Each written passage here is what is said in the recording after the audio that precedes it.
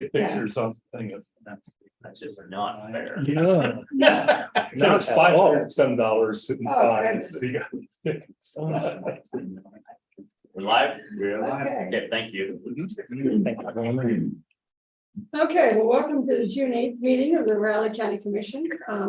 Is there any, let's rise for the Pledge of Allegiance. I Pledge allegiance to the flag of the United States of America and to the republic for which it stands, one nation, under God, indivisible, with liberty and justice for all. Okay, now, public comment. I see none. Is there anyone on? Oh. Tracy? Yeah, Madam Chair, I'd just like to ask the board to add an executive session to my administrative time, please. No. Okay, That's all that. You know, I won't lose any sleep over it. You said, okay. how much time? I'm going to use the whole time. Oh, boy. All right. I'll make a motion that we add an executive session to Clancy Holman's administrative work session time. Oh, second. It's been moved and seconded to add an executive session to Councilor Coleman's time. All in favor? Aye. Okay, any public comment? The one person in the room. Okay, all right, we'll go to commission comments. Well,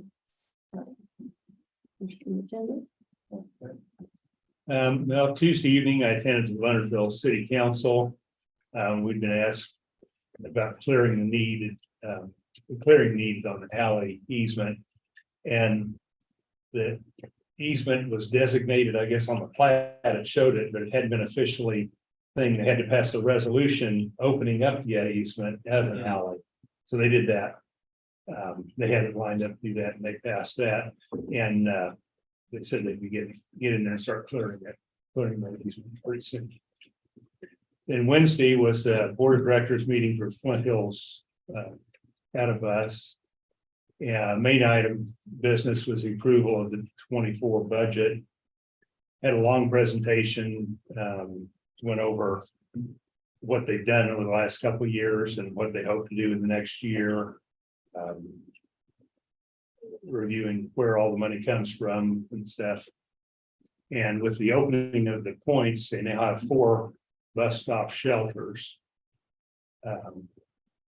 West Loop, Flint Hills Place, and then the 2 1 points. And they've got another one scheduled for that for the park on the north side of the city park, Fremont and North Manhattan. Fremont gets redone in the next 6 months or whatever.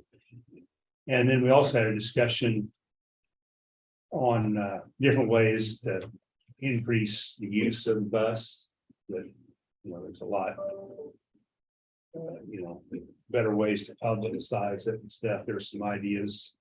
I had a few ideas, some of them they liked, some of them they didn't. They also, they talked about how, they come to us for funding in the city and other places. They said some of the other cities have stable funding, like Lawrence had a sales tax designated to them, so they don't, do things in other buses, other places have done. And we did approve the proposed budget. And then this morning, they're pouring concrete onto the floor of the North County ambulance station. That's good. The building will go up quick after that. It goes, like I say, it goes in, it'll look real quick, they get framed up, and then it'll look like nothing's going on while we're doing all that stuff inside. Inside. It all goes, that's what David Adams said last week when we were up there, just at the foundation. And saying, God, these rooms look too small. I said, just wait, it'll look too big, and then it'll look small. And Small, then on different yeah. stages. I said, it grows and shrinks. I said, once for the concrete, you'll think, my gosh, how big is this thing? So excited to see that. That's all I've got. Okay, Commissioner Ford? Yes.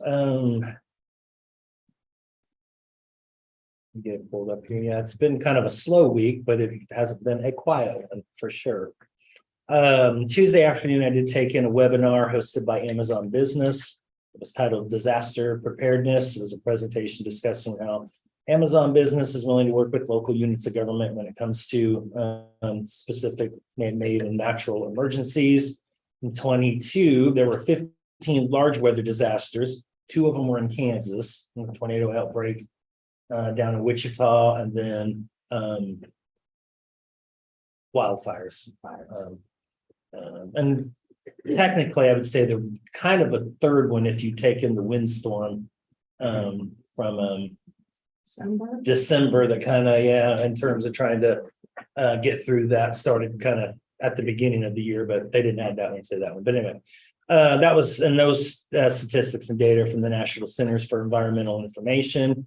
The presentation talked about procurement preparedness, which is also essential for emergency disaster planning and consequent management within governing agencies.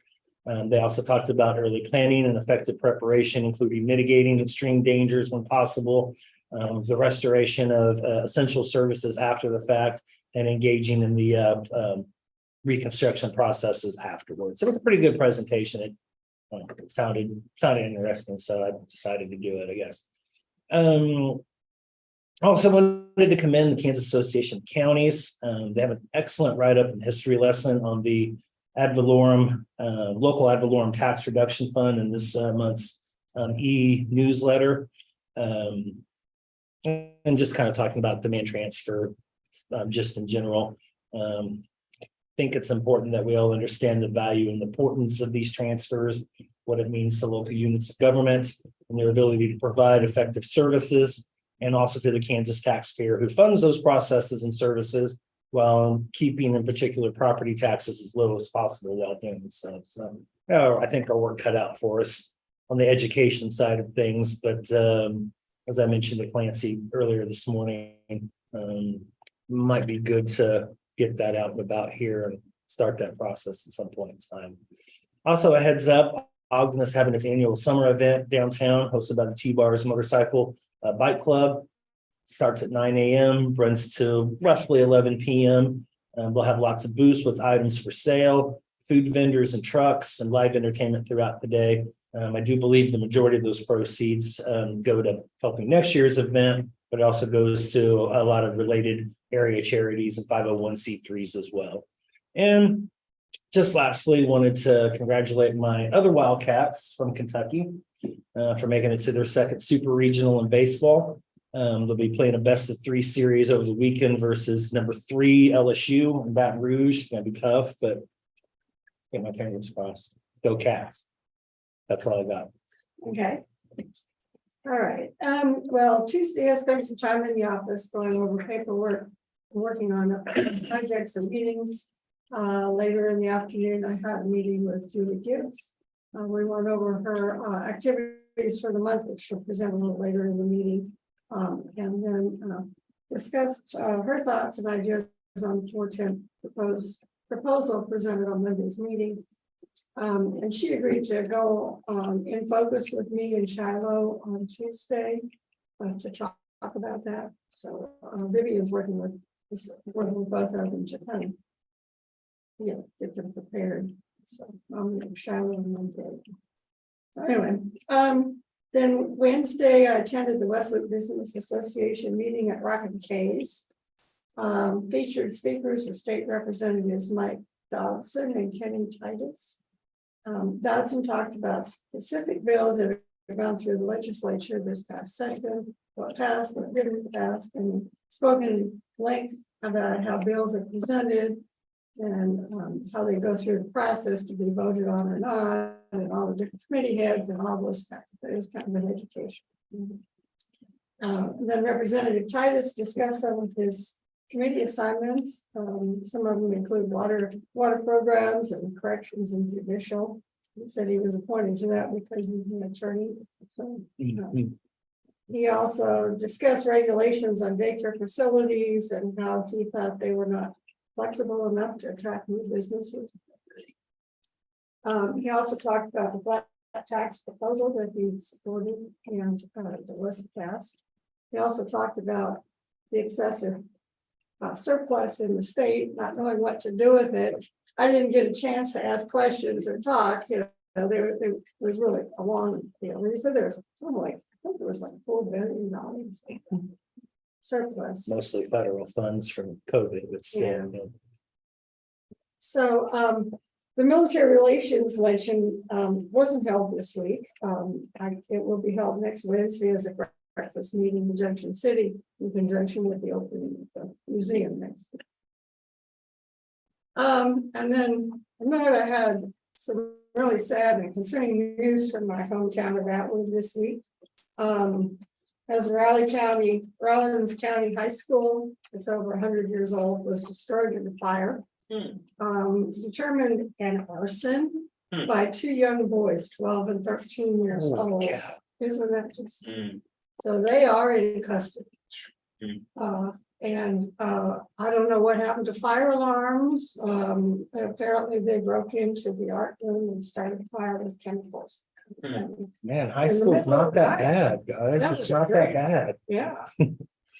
Yeah, and it's really sad. I don't know what the community's going to do. They're going to have a really, the entire interior was destroyed or smoke damaged. And with the shell of the building still standing there, but not very stable apparently. And everyone's in shock, especially the school starting in 2.5 months. And, that's a consolidated district. So it's just a real tragedy up there. Anyway, it's just really hard to understand how kids that young, that kind of damage. Yeah. So anyway, that's all I have. Ready for business, commissioners? Yeah. First item I have, need a motion to approve the Riley County Capital Improvement Project Funding Authorization Form for Election System and Software Equipment Upgrade and for the county, for the clerk election department, $300,475. Okay, this is what we discussed. That's what I presented on Thursday, Monday, I'm sorry, today's Thursday. Okay, Go ahead and make a motion to approve the Riley County Capital Improvement Project Funding Authorization Form for election systems and software equipment upgrade for the clerk and election department. I'll second. so moved and seconded to approve the Raleigh County Capital Improvement Program, CIP project funding authorization for the election systems and software. All in favor? Aye. Aye. Sure, please sign.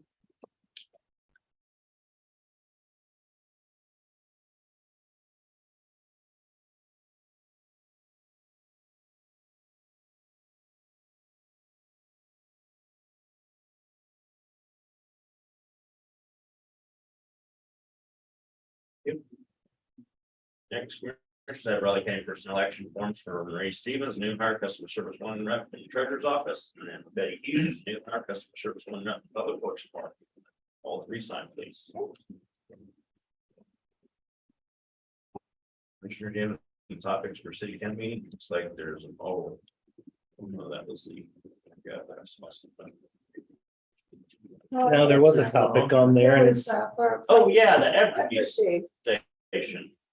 Good for the I don't need to, transmission line. I don't know what that. is that, I checked, I'd imagine I it's the called same Cindy and she said she was gonna check, but it was some transmission line from northern Raleigh County into Pot County, and they were gonna make some, I don't know why, Hadn't heard about that one. so But yeah, He was everything gonna was on there. try to get some more information. Anything else, commissioners, on there? that's probably gonna be enough. They said, what, 10 minutes? They said 15, so we good.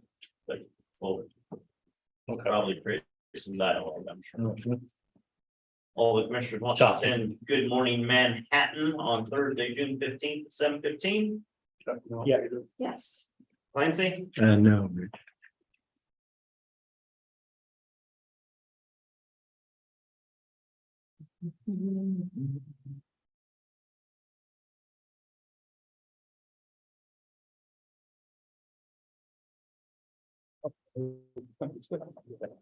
Yep, came to me, that means $20. We're getting close to that lobster and steak.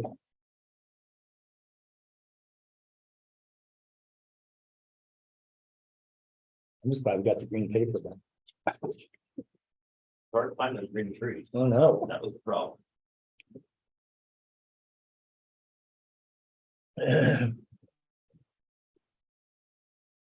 Commissioner, that many changes in the minutes. Nope.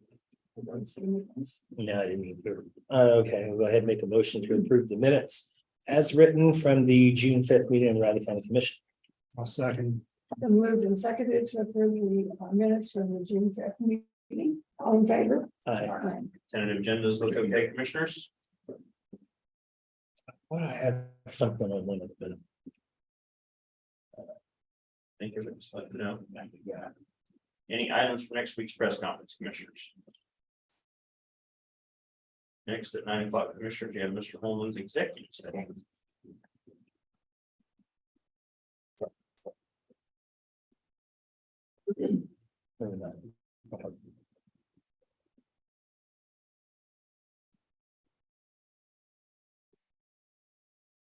Catherine, can I talk to you for a second?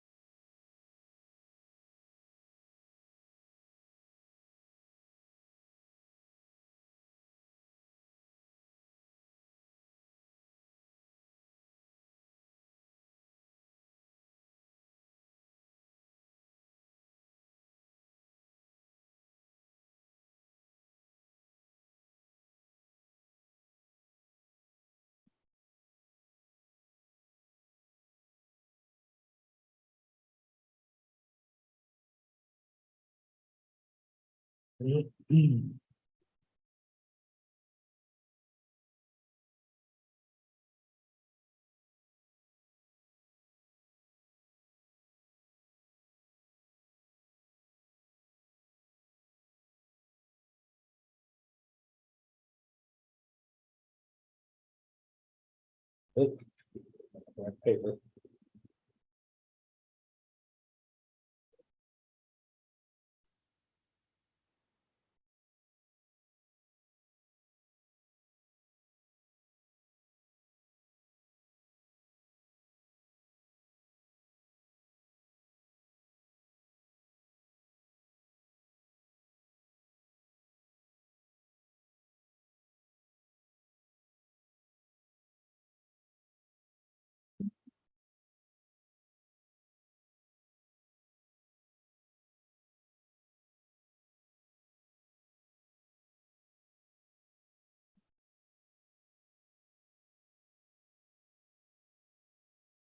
Have on your way home and see what it looks like. I go, well, I was gonna change the camera out. I told him, I said, I'll be back after lunch. And we said, Someone put your handprint in it. Yeah. Sign it. right in the middle of the garage.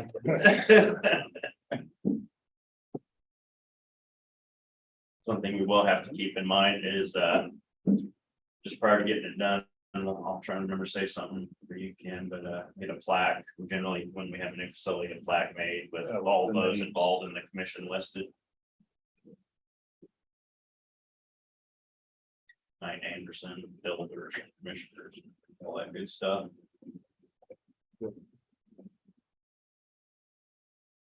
David up there a couple times. We were up there yesterday. Yeah, he said, that Bentley looked like everything ready to have my order. I finally, and I got the plans. And I don't know if it was, I didn't ask them. The trench thing. Like, Lord, it wasn't there yet. And I don't know. I kept hold of him. I said, please don't tell me that it's a supply chain issue. And then they, yesterday, they put it in, it's in yesterday. And concrete. They, when you're around it all the time, you assume everybody else knows things. I've asked David some questions. He goes, what do you mean? Good night. And then when we're out there going, what's this? You know, oh, okay. Why do they do this? You know. Yeah, I know, it just amazes me though. What you guys have been doing it for a long time, just little things that they'll miss, you know. It should be done, and how, you know, the steps of concrete should be tied into the sidewalk concrete. A lot of times they don't tie it in. Then you get separation later, and you know. I've got in my shop, the guy. He worked on furniture and stuff. He built a little landing about this big outside the door of the shop with a bumper on it, so he could back his truck up to it. We didn't tie it to it. It's pulled out Yep. that far, and there's Well, a, every time. and you can see he filled it once and it's fallen down. And there's a, you know, a little skink or something that lives down in there. That's why you see him poking his head out. But then about freaks Jan out. She thinks this Oh, really? is not like a snake there, just go off it. It's just, you know, Uh-huh. It's a little bug eater. yeah. But, I saw three little That's baby true. raccoons on my road yesterday oh, yeah. afternoon. Know where they live now, so. Yeah. Little guys.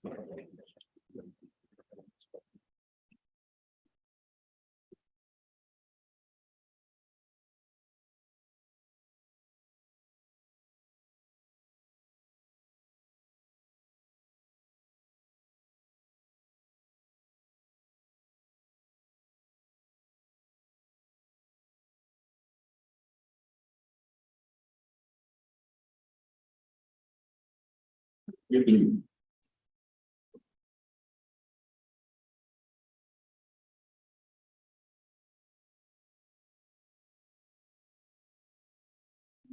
may have a rainy wedding. Yeah, it sounds like, that's what's happening.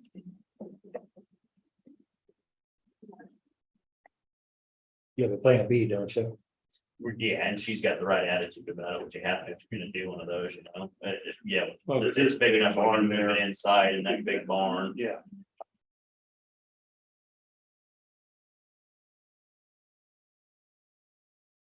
Well, there was that one wedding that's in Marysville, when that tornado. hit them. Uh-huh. That would.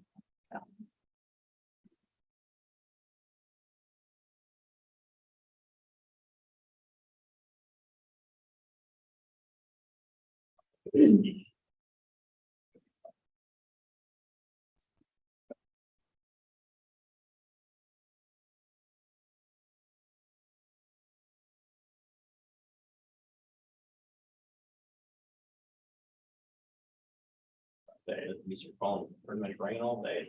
It's like, I guess we'll see Sunday, Sunday, I guess. We'll see. It's- but I got my garage. Rainy day, we need. I'll always think, because it dries up fast around here. But I do get in the garden to do some work, and not that I have time right now anyway, but. The weeds start sneaking. I wouldn't say we always need rain, just reverting back to 2019, but.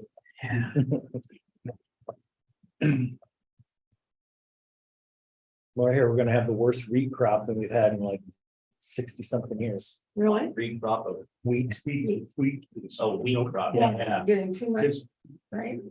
And to get enough rain when it, On that, the prices, like, because they said prices jumped extremely high when that Ukraine dam was burst. Oh, So along with that and low production, that'll help the prices if you were able to if, yeah. generate if profit. you're One, had enough water. When you don't like corn in this year, my corn's coming up. Not good. You plant it. Yeah, maybe You those- just- Yeah, Lisa. crop share. Mhm. Yep. And What is it, sweet corn? soybeans less. She was on it there. No, it's feed corn, Sorry. that's agricultural. Mhm. Feed corn,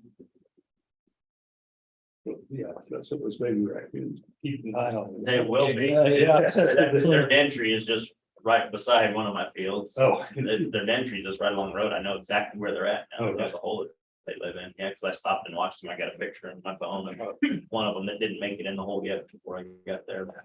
They They're were putting so all- small, they couldn't screw up the tree very fast, they moved so kind of slow at climbing. They were putting out a bunch of traps. Well, it used to be orchards, they've changed the Yeah, I name, saw that now. Cars or whatever. they sold to them, sold to them. yeah, earlier in the year. And From one odd name to another odd name. Yeah, yeah, they'll be transitioning completely over between now and mid-July. Is it? Yeah. All of them. Yeah, they I have just signs on drove them. by it. I was out there today and went, what happened in that building? I hadn't heard that. But they were putting out all not the nasty traps. The box traps. Okay. Aluminum strap. Yeah, the cages, they're putting a bunch of this.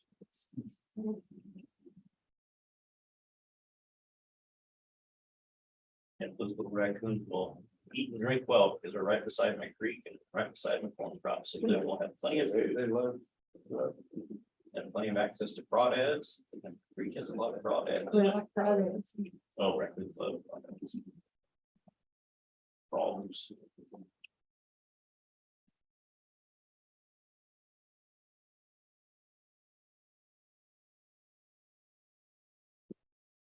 If they were my chickens, they would do all right.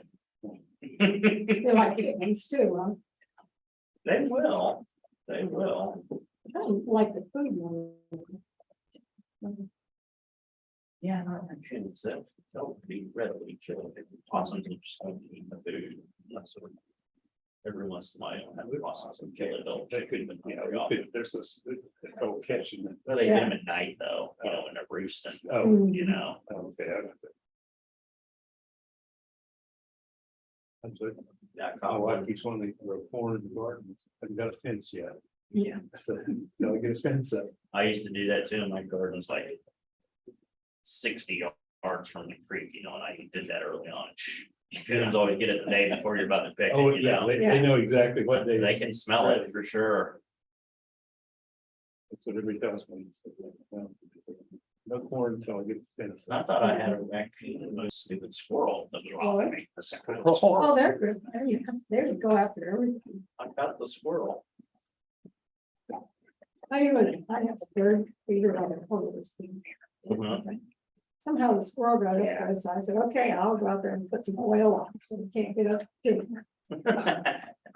I sprayed it with WD-40 on the whole thing. I thought, oh, that'll keep the squirrel out. That didn't work at all. I don't know how you keep, and then I looked at some of those things you put on. them. Mhm. So they can't crawl around them. Yeah, they're pretty good.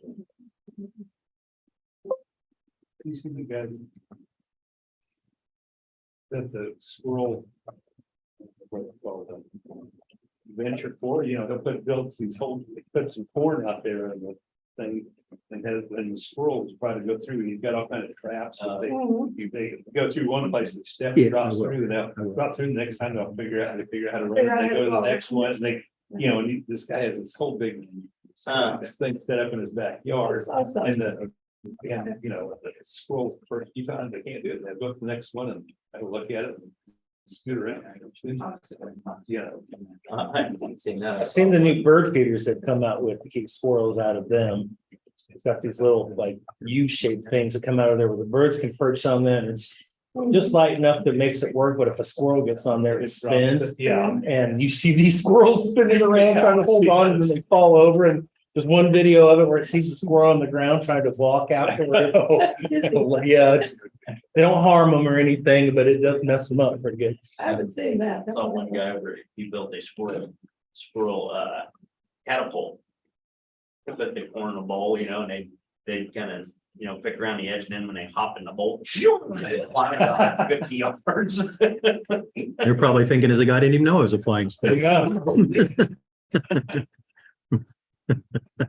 Rocky and Bullwinkle. Yeah, they shouldn't bother the ones wearing the little cap with the Yeah, goggles. yeah, they're already made to fly. Yeah. A bowl of feed in there, you know. Another place over on Fairchild when I was still in college and the squirrel, I don't know what happened to this poor thing. It had no tail, it had mange, it had all kinds of stuff on it. Boy, it was a fighter, let me tell you. Called it punk rock squirrel. Oh,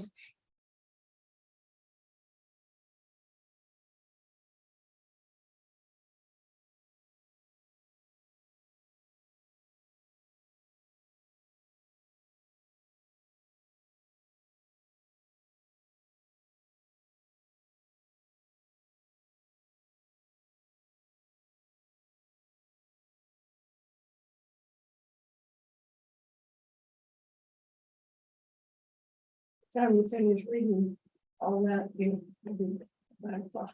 It's 9 o'clock. It's the 9 o'clock. Okay, here we go. I move that the county commission, including Chairwoman Foki, Vice Chairman Ford, and Commissioner McKinley recess into executive session on potential litigation for the purpose of consultation with Clancy Holman, County Counselor, Attorney for the Commission, which would be deemed privileged in the attorney-client relationship, an exception to the Kansas Open Meetings Act, with the open meeting to resume in the County Commission chamber at 9:20 a.m. I'll second. Been moved and seconded to recess into executive session until 9:20. All in favor? Bye.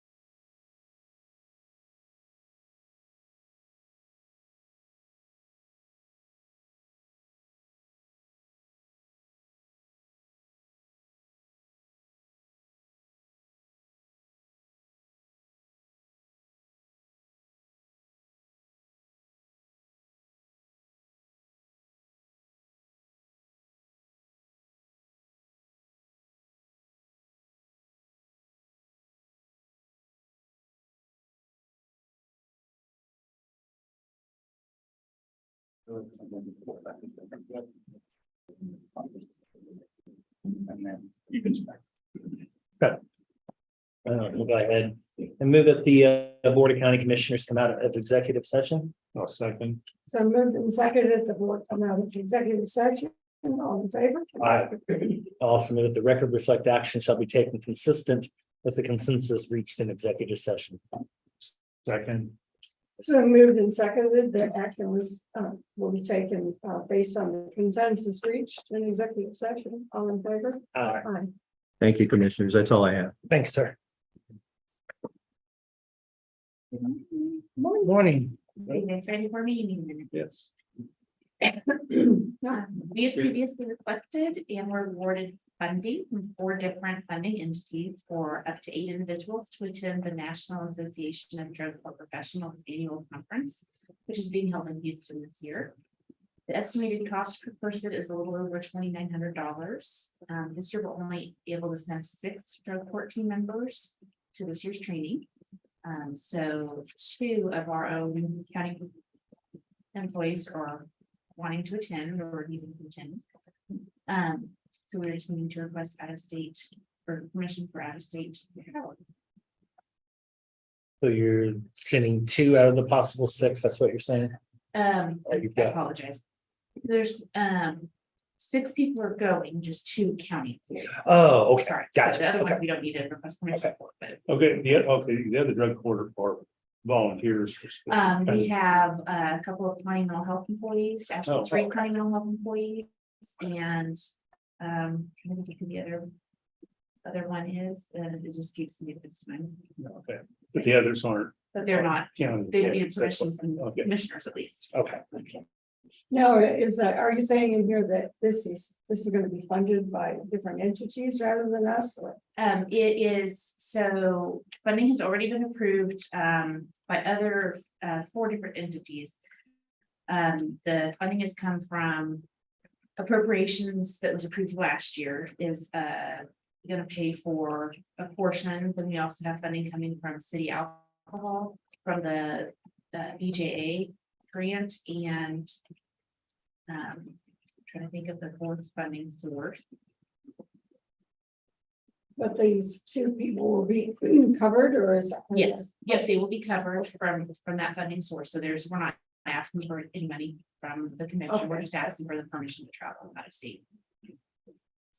And I probably ask this every year on this one because it comes up every year. But we going to be covered during that time for what we need locally? Are we going to be covered with the absence of these 2 during Yes. that week? Okay. Yes, we are.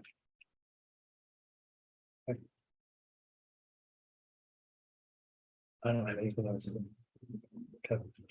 Now I'll go ahead and move to approve allowing intensive supervision drug court officers Brett Clark and Megan Lewis to attend the RISE 23 in Houston, Texas, June 25th to the 29th. I'll second. It's been moved and seconded to approve the out-of-state travel for two employees. All in favor? Aye. Aye. Sure, you sign. Thanks, Jesse. Thank you all. Morning, Catherine. How you doing? Okay, well, thanks, how are you? Good, thank you.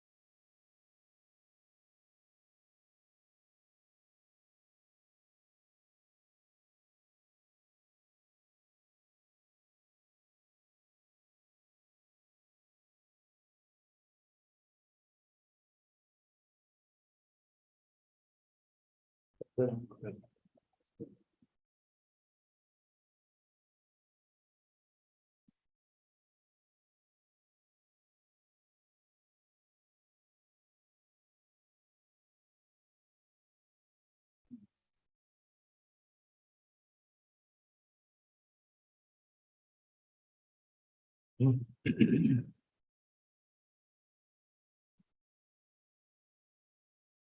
morning. Good morning. Morning.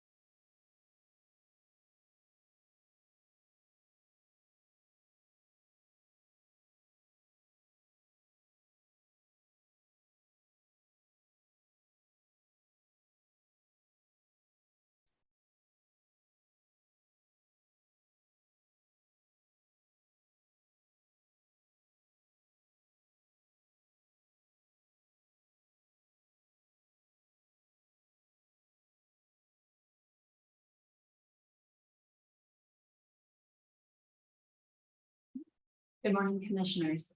Catherine Hansler, Museum Director. I hope you're well today. Today I come to you with a request to fill an open position at the museum. This position was recently made vacant by resignation from one of our as-needed museum assistants. This is a part-time position that we're looking to fill. I do feel it's an essential role for the day-to-day operations at our museum. We currently have 5 of those positions available. And like I said, with that one resignation, we now have 4 filled, 1 empty. This position assists with regular everyday tasks that can range from opening and closing to greeting guests, giving tours, answering phones, administrative tasks. And these staff people also support our salary and curatorial staff. Like I said, today, we're asking to be able to fill that position. This is not a new position. It has been budgeted for through the museum's personnel budget for both 2003 and on the proposed budget for 2024. Let's see, we've already mentioned that these are essential positions for operations and for public relations. These are the first people that the general public meets when they either call or come in to visit. They also alleviate our salaried staff's workload by being able to manage and completing standard day-to-day tasks. And let's see, as far as a fiscal impact, there would be no change in our budget. We're not requesting that there's any change to the salary or the hourly rate, which was set at $15 an hour. It's not benefit eligible. And we are just requesting that at this rate, the position will stay. The position can generally expect between 12 and 16 hours a week. However, it does vary. And these positions are capped off at a maximum of 1,000 hours a year. So we do monitor that pretty carefully, and we are careful not to exceed that. So I would ask if we could have the permission to fill that position. And if so, we will get on it right away.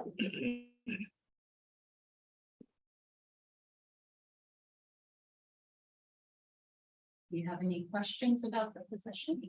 Nope. Okay. Go ahead then and make a motion to approve the filling of the as needed museum assistants in the Riley County Museum. I'll second. It's been moved and seconded to approve the open as needed museum assistant and the Raleigh County Museum. All in favor? Aye. Aye. Please sign. Thank you very much. Thank you, Catherine. Thanks. We have the chamber at 9:45.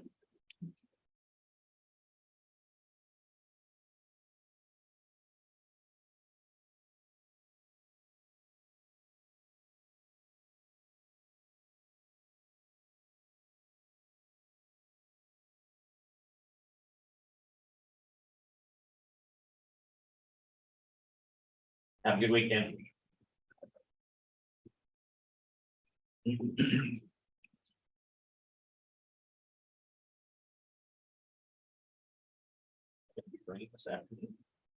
I heard later this evening possibly, Who knows? chances throughout the week went down though. We went down, Today, yeah. Went from, saw it one up Saturday yeah, and Sunday. Well, it seems like every evening, but thunderheads come up, rumble and carry on. It isn't always rain. well, that rain the other day was strange. Yeah, And from the north to the south, yeah. I was surprised. I was outside and it seemed kind of warm, and then, I don't know, about 15-20 minutes later, I think I went back out to empty the trash or something, and holy cow. It changed like, yeah, it changed like 20 degrees in that time, it felt like, or so maybe it's just the humidity, I don't know. and then the humidity really hits after something like that. It's been high humidity since then. Mhm. That time of the year. Boy. Let's just get it done and over with, and then it'll be football season again. Yay. This football season is gonna be interesting. The new teams, Yeah, just it the will new be. players on our team. I'm in good shape. Curious what running back what they're gonna do. It's gonna be a little bit more by committee. I really like the Junction State kid. Yeah, that- I really like him. I hope they give him a full shot at it. then they brought in the transfer. Maryland, Florida State. Florida State, yeah, he's supposed to be really good. I don't think he got along with the coaching staff there very well. But he's a borderline 3-star, 4-star. Yeah, Maryland, I was thinking that's what we got a new quarterback from. What I was thinking, No, that was Minnesota. Minnesota, he's supposed to be good. It's been told. Stack the quarterback. Oh, gosh, I don't, Somebody's got to be leaving. I never think it's the kid from Arizona that we got. But I don't know. May not know that till fall ball.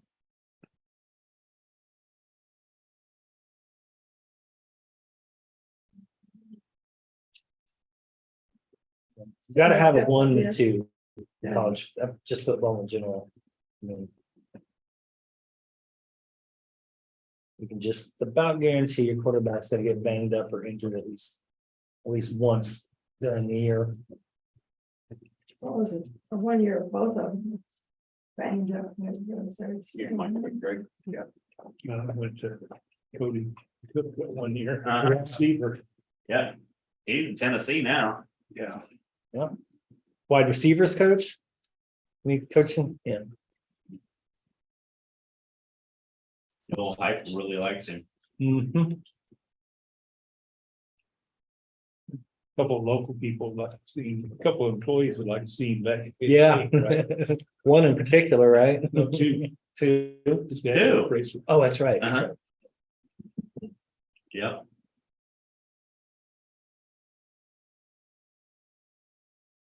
Maybe like Sean Snyder and just end up at that other school over there.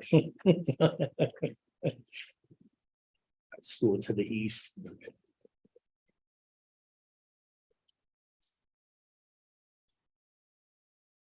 Yeah, my wife was there. It's in Lewisburg. And then Mhm. Jimmy's just like Jimmy. Oh, God, probably does. Yeah, yeah. So mention stuff like that.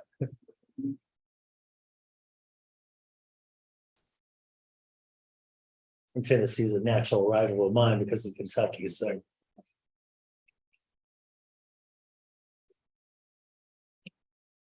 You got one of our guys there though too. Coach Smith.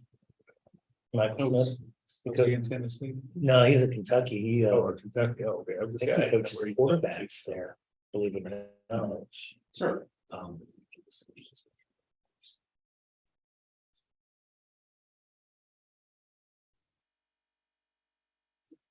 Right.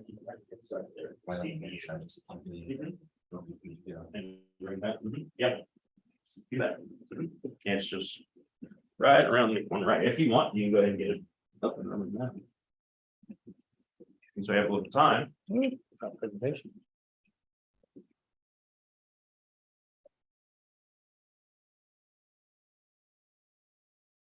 What I'm gonna be interested to see is how our defensive line is this year. Defensive line will be interesting because we're stacked at linebacker. Yeah.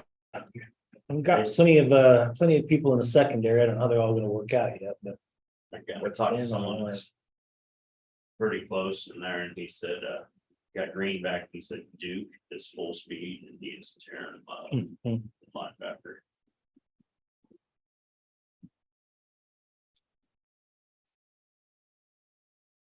Of course, we played that 4-2-5 mostly, so Mhm. you know, I have the two there. But you've got Austin Moore and the other kid. Yeah. Yeah, so the line will be critical. We lost the one really good guy. Yeah.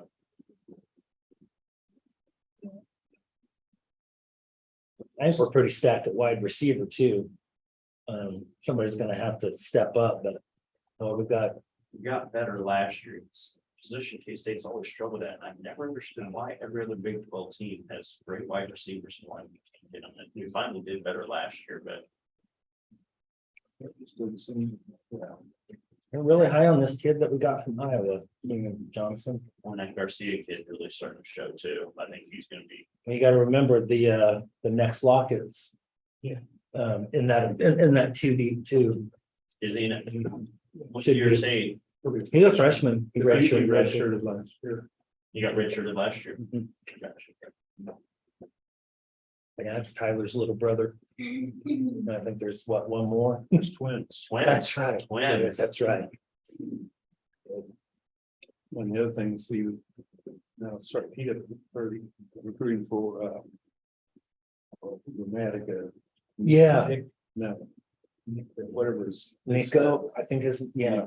Yeah, What is it? Grammatica's son. They're recruiting him? His son, he's a kicker in high school. It's really good. That won some, he won some competition with some, Dramatic was slightly good. you know. He gets, he tends to be enthusiastic. I like A this little big over kid. enthusiastic. No, it was perfect. I loved it. Wasn't his brother the same way? And he like jumped And up he or something jumped and up broke and his injured- leg. Yeah, injured himself. I think he Called him automatic. Yeah, Yeah, that guy, he scored so many points that year. thought he was gonna jump to the sky when he hit that 65-yarder in that one game.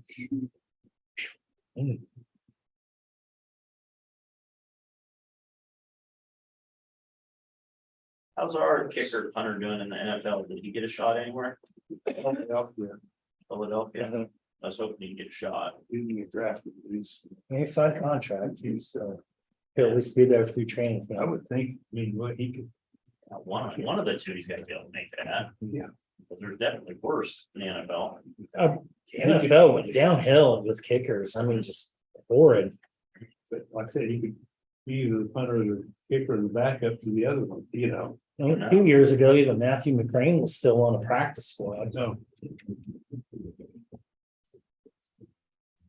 I'd like to see him do well, especially semi-local kids, big guys. Mhm.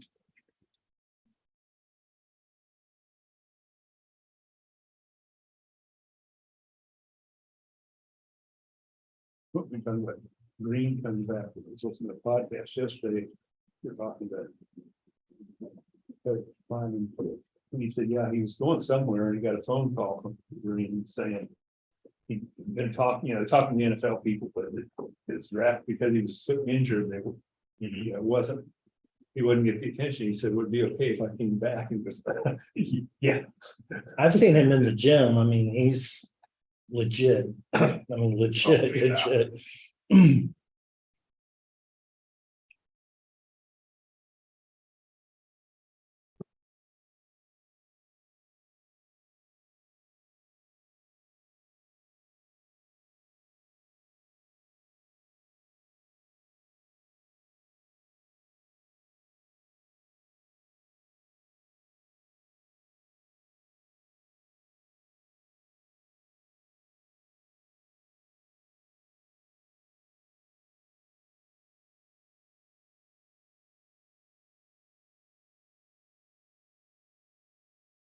I'd be interested to see what our appreciation and high is. It's something we don't usually get a lot of, you know. Probably won't this year. I gotta think they're gonna be top three. Oh, I will, but they're. I've seen a couple of lists on Fox already saying we could be a dark horse for. And I don't like those years when we come in with that. I like being the underdog. Thing is, we'll always be the underdog no matter what. And I like that position. Mhm.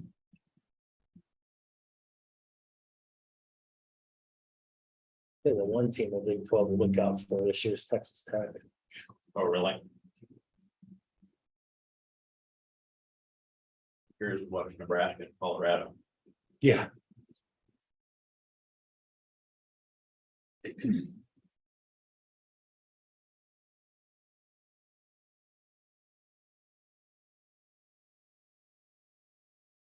I gotta admit, I've never been much of a Deion Sanders fan. Me neither, but I tell you, he's always been on a backup when he, He, that's the thing about it. I don't like the arrogance. Even when he played, didn't like it. Gosh, it hardly, he was good. yeah, one thing I have to give him credit for is it really instilled that arrogance in his children. Come on, what he Pretty- demands of his players. I mean, he's a no hats, no jewelry kind of guy, Yep. kind of like Schneider. Yep. Then our players would be the best representatives of our community. Gotta admit, Boulder's it's an interesting place when it comes to that. Ready, commissioners? Yes.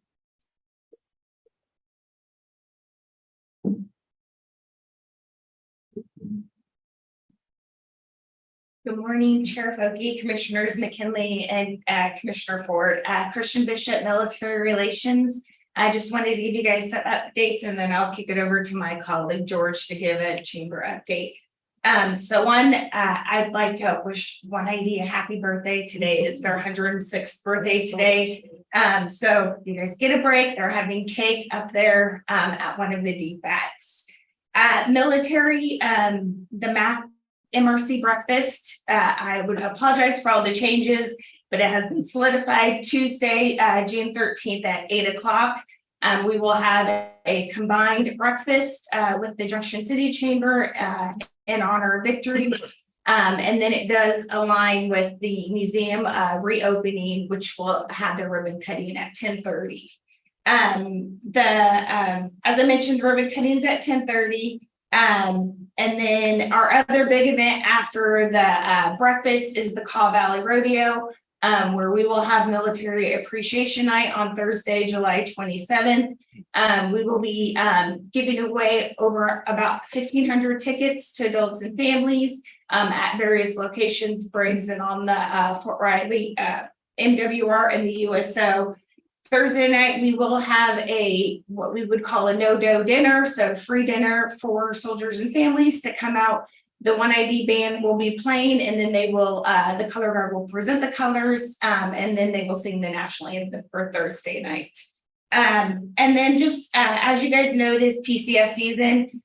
So there will be some change of commands, change of ceremonies, as you guys are receiving all of the emails. So kind of the biggest changes are we had a victory with honors for Colonel Mountford, the deputy commanding officer of maneuver. He left on Friday, and they will have a ceremony for the incoming coming soon, but they haven't announced.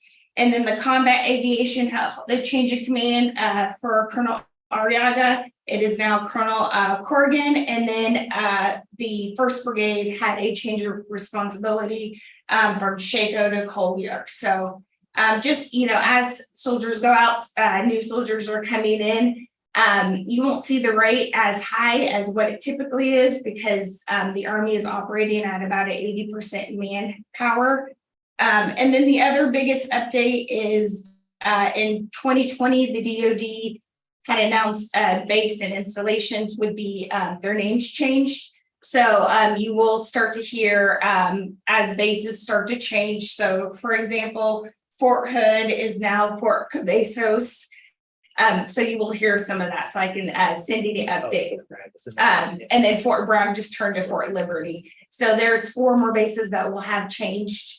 So just as you see, what used to be is no longer more. Pending any questions from you guys, I'll turn it over to George. I don't have any.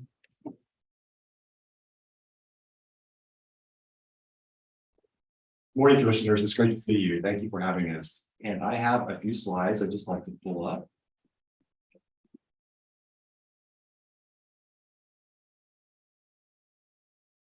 So unfortunately, Jason and Darren were not able to join us today, and they asked us to present an update on economic development programs for you. And just this first slide is just a recap of the NBAF dedication ribbon cutting that was held on May 24th. I know y'all were there and participated, and it was a great day for our community, just for NBAF as well, to celebrate its dedication and have that ribbon cutting. Also, the chamber partnered with KSU to facilitate a reception the evening prior to this.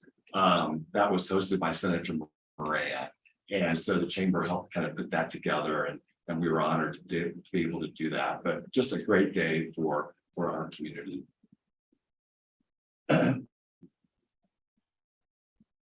There are a couple of programs under our Made for Manhattan banner that Amber Wilhelm or Amber Hutcliffe wanted me to mention to you today. The first is a new summer intern program. And I have actually a handout here that Amber wanted me to pass around.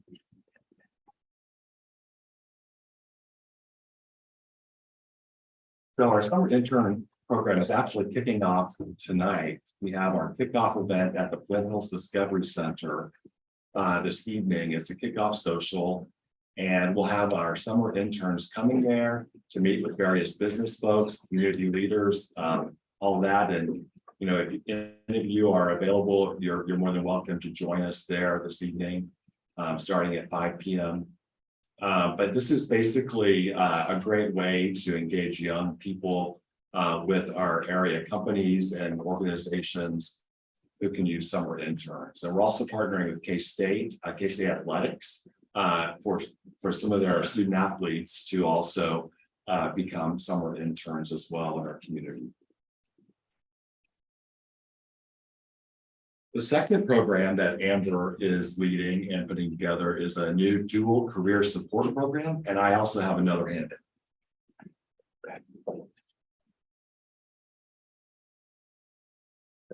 So this is something that we partnered as well with K-State on. It's basically helping transitioning spouses, partners, and family members, newly hired employees coming to our community, helping them assimilate and find career opportunities here as well. So we often hear that talent travels in pairs. So if someone is being hired for a position with a business here or a large employer, but they have a partner or spouse or family member, it's important to help them as well, right? And so this dual career support program will help that partner or spouse, family member try to find employment, but also get involved socially in the community and assimilate, learn more about Manhattan and everything. And there's lots of information about this on our madeformanhattan.org website. Are there any questions on either of those programs before I go on? I don't have. Okay. Wanted to update you. Oh, yes. No, I said. Wanted to update you on our latest labor statistics. So this is through April, and this is really a good news story, and we're really excited. Employment is going up month over month. We're now at 48,502 people employed in the Manhattan MSA. And the Manhattan MSA comprises Riley and Potawatomi counties.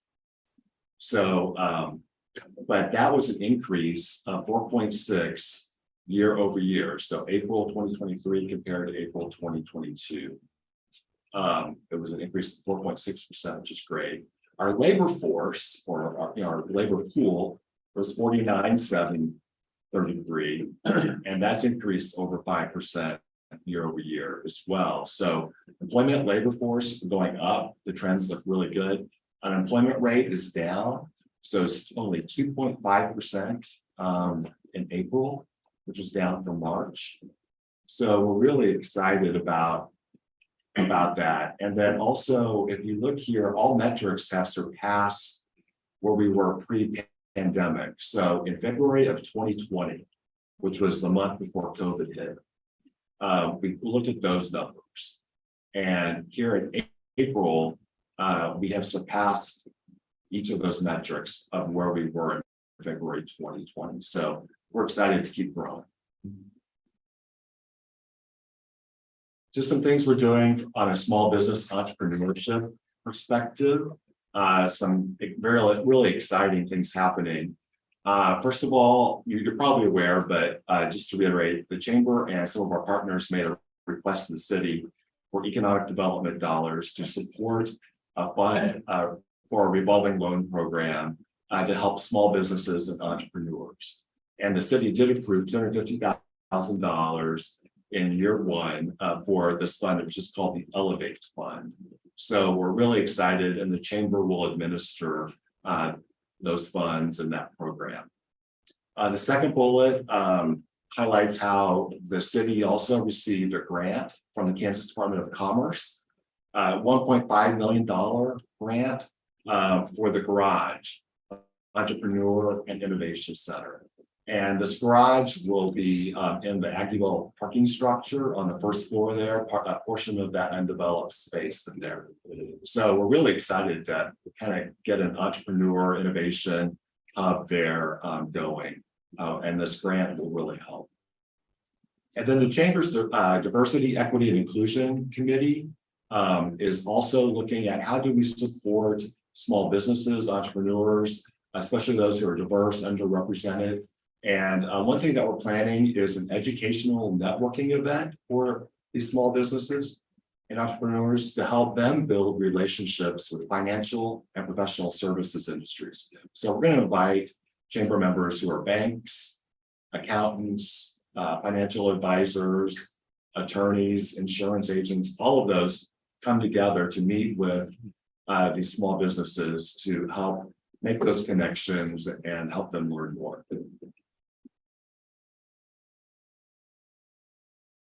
Another thing that we're starting are industry roundtable groups. So we have 4 that we've started so far. There's one for the healthcare industry, manufacturing, financial services, and small business. So what we do is we get like leaders in healthcare to come together for kind of a roundtable luncheon. And we talk about issues that are important to them. And we have a roundtable discussion. It's very interactive. They provide feedback to us. We provide information on resources for their industry. So these have been really productive, and it's really, really nice to get, business leaders in those industries together to talk about common interests. And then we're also creating a business concierge package of service. So really kind of a customized package of resources that we'll offer out to businesses with financial incentives, tools for talent attraction and retention, and then also ways we can help them collaborate with some of our other partners that are listed there. Childcare. So we have a childcare task force and are addressing childcare concerns. How do we make it more accessible? It's really an economic development issue. So one thing that we did do, I want to highlight, is we held a childcare provider appreciation event, April 30th. It was a wonderful event. You can see the picture there. We had a great turnout.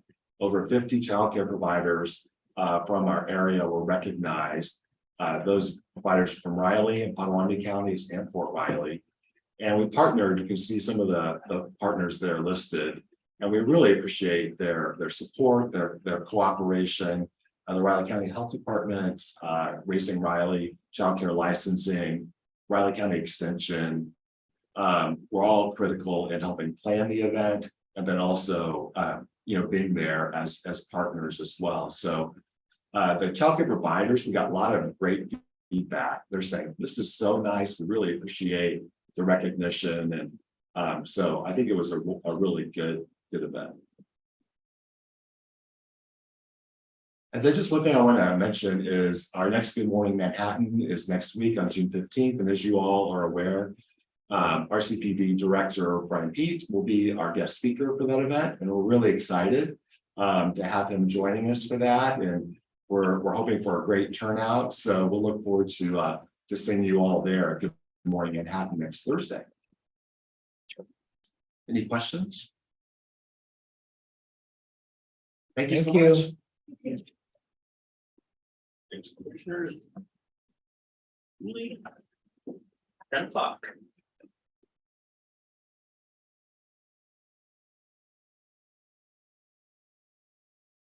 Thank you, George.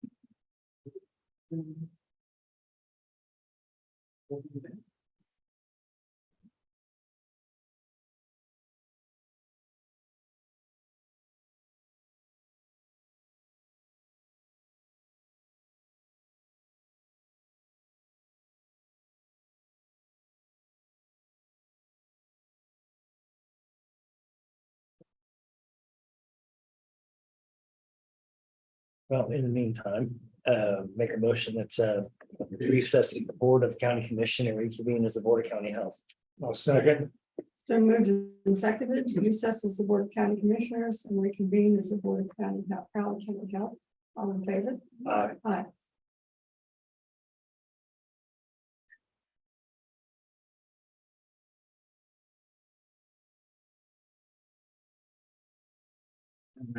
Thank you. Good morning. Morning. Julie Gibbs with the Health Department, here with my monthly update. We're going to start, as I usually do, with the budget to actual that Shelley has provided to you, with the usual explanations as to the highlighted areas for the revenues and expenses, usually due to timing of payments with reimbursement-based grants. So this slide hasn't changed from what it was last month or the month before. Any questions on the budget? All right, into my program updates. Maternal and Child Health Program held their regular Becoming a Mom classes through May and had 56 participants with 13 Spanish-speaking participants. They held one CPR class and certified 12 participants in CPR and first aid. They have an agreement with the KSU therapy program. As you may remember, they're providing, the KSU therapy program is providing interns to be able to meet with our clients at the health department for free individual counseling sessions or group counseling sessions. We currently have 3 counseling interns. They will finish out their project at the end of July. They've had a total of 14 visits in the month of May. Once they transition out, we'll get at least 2, maybe 3 more interns. And then these are numbers from the clinic that Jacob has provided. So in the month of May, they had 291 total immunizations over 217 patients, 149 family planning visits, and 476 total appointments in May. They had 1 outreach event in May. That was the health fair, and I'll have more on that here in a little bit. They do have some upcoming events they're gearing up for, to include Everybody Counts in August. That will be the first weekend in August at the Douglas Center. And then from childcare licensing, they're currently working on 11 complaints. 7 of them were received just this month. They were in the single digits for complaints, but now they're back up to the double digits. They're currently working on 8 initials. They've had 4 site approvals, which were required for that accelerator grant, 2 in Dickinson County, 1 in Clay County, and 1 in Riley County. Heather presented at the Communities in Action meeting for Clay County last month, and that was very successful. And fingerprinting has been very successful, as they have had 26 individuals in May that came in for fingerprinting. Most of them, with the start of summer programs, they had to get fingerprinted. And then this is the usual chart that she provides. This is the visit chart for the month of May. So the surveyors completed 33 total visits, mostly in Riley County in May. And then she also provides the program chart. So this is showing you how many providers were down and have increased. So we are actually up 1 provider in both Geary and Dickinson County, down 1 provider in Riley County, for an increase of 1 provider in our region. Raising Riley has been very busy with outreach events. They attended the Flint Hills Festival on Saturday, May 6th. They engaged with 300 adults and 400 children. They provided children's activities during the SNAP application assistant outreach on 2 dates, May 11th and the 25th. They hosted a family night in collaboration with A&H Farms on the 16th. They had 31 families. And they attended the Bugapalooza, which we held on May 11th. They engaged with 35 adults and 45 children.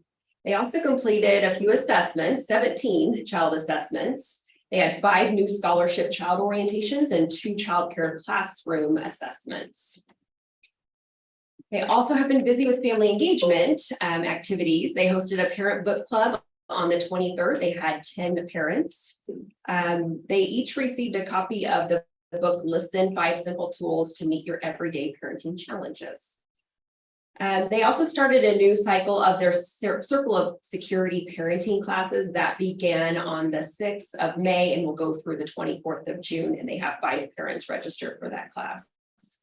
They also provide a monthly provider support group. And last month on the 25th, they had 7 providers attend. And they actually just started their camp kindergarten this past Monday. They have 42 students enrolled, and 26 are taking advantage of the bus services. And that will last through the month of June. And then we have a WIC update. WIC staff have completed 356 certifications in May, which is a record high for them.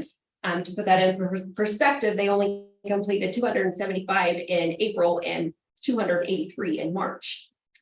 Becca is one of our dietitians, and she is doing her biannual vendor site visits this month. She reviews vendor trainings, ensures the labeling is accurate within the vendors, and the sites are meeting their minimum stock requirements. There are about 10 vendors that she visits. And then WIC staff will be participating in the Power of Produce again this summer at the Saturday mornings farmers markets. From 9 to 11, kids can stop by the booth, learn more about produce, and earn tokens to get free fruits and vegetables. And then this is an update from Asia. She just completed all of her presentations at the schools. Most recently, she completed her presentation at Junction City High School. She had about 429 students that she presented to over about 2 weeks. She got some really great feedback from the teachers as well. She sent out a post test to all of the teachers to get more feedback from them. So she's going through that right now. She also hosted an event at the Ogden Community Coffee Shop on Saturday, May 27th. And we were surprised that we had 30 individuals attend, with it being Memorial Day weekend and being a Saturday. We were happy that we had so many in attendance. And then we have an upcoming event that we're working with Vivian on to market this. It's on June 20th. It's a Tuesday. We're showing the film The First Day. It's about a 45-minute film about talking to teens about substance use. So we actually rented out a theater at the AMC theaters to show this film on June 20th. So that's all within her grant. And then from Skylar, she's wrapping up the current grant years and making sure all the money is spent where it needs to be spent and getting all the reports done. We're also wrapping up our MRC grant, the Medical Reserve Corps grant from NACCHO. And we are planning to apply for round 2 as long as the state gets the funding. So we're waiting on the state to let us know if they get the funding. And then from there, we just need to turn in a work plan and they'll give us the funding to continue this program.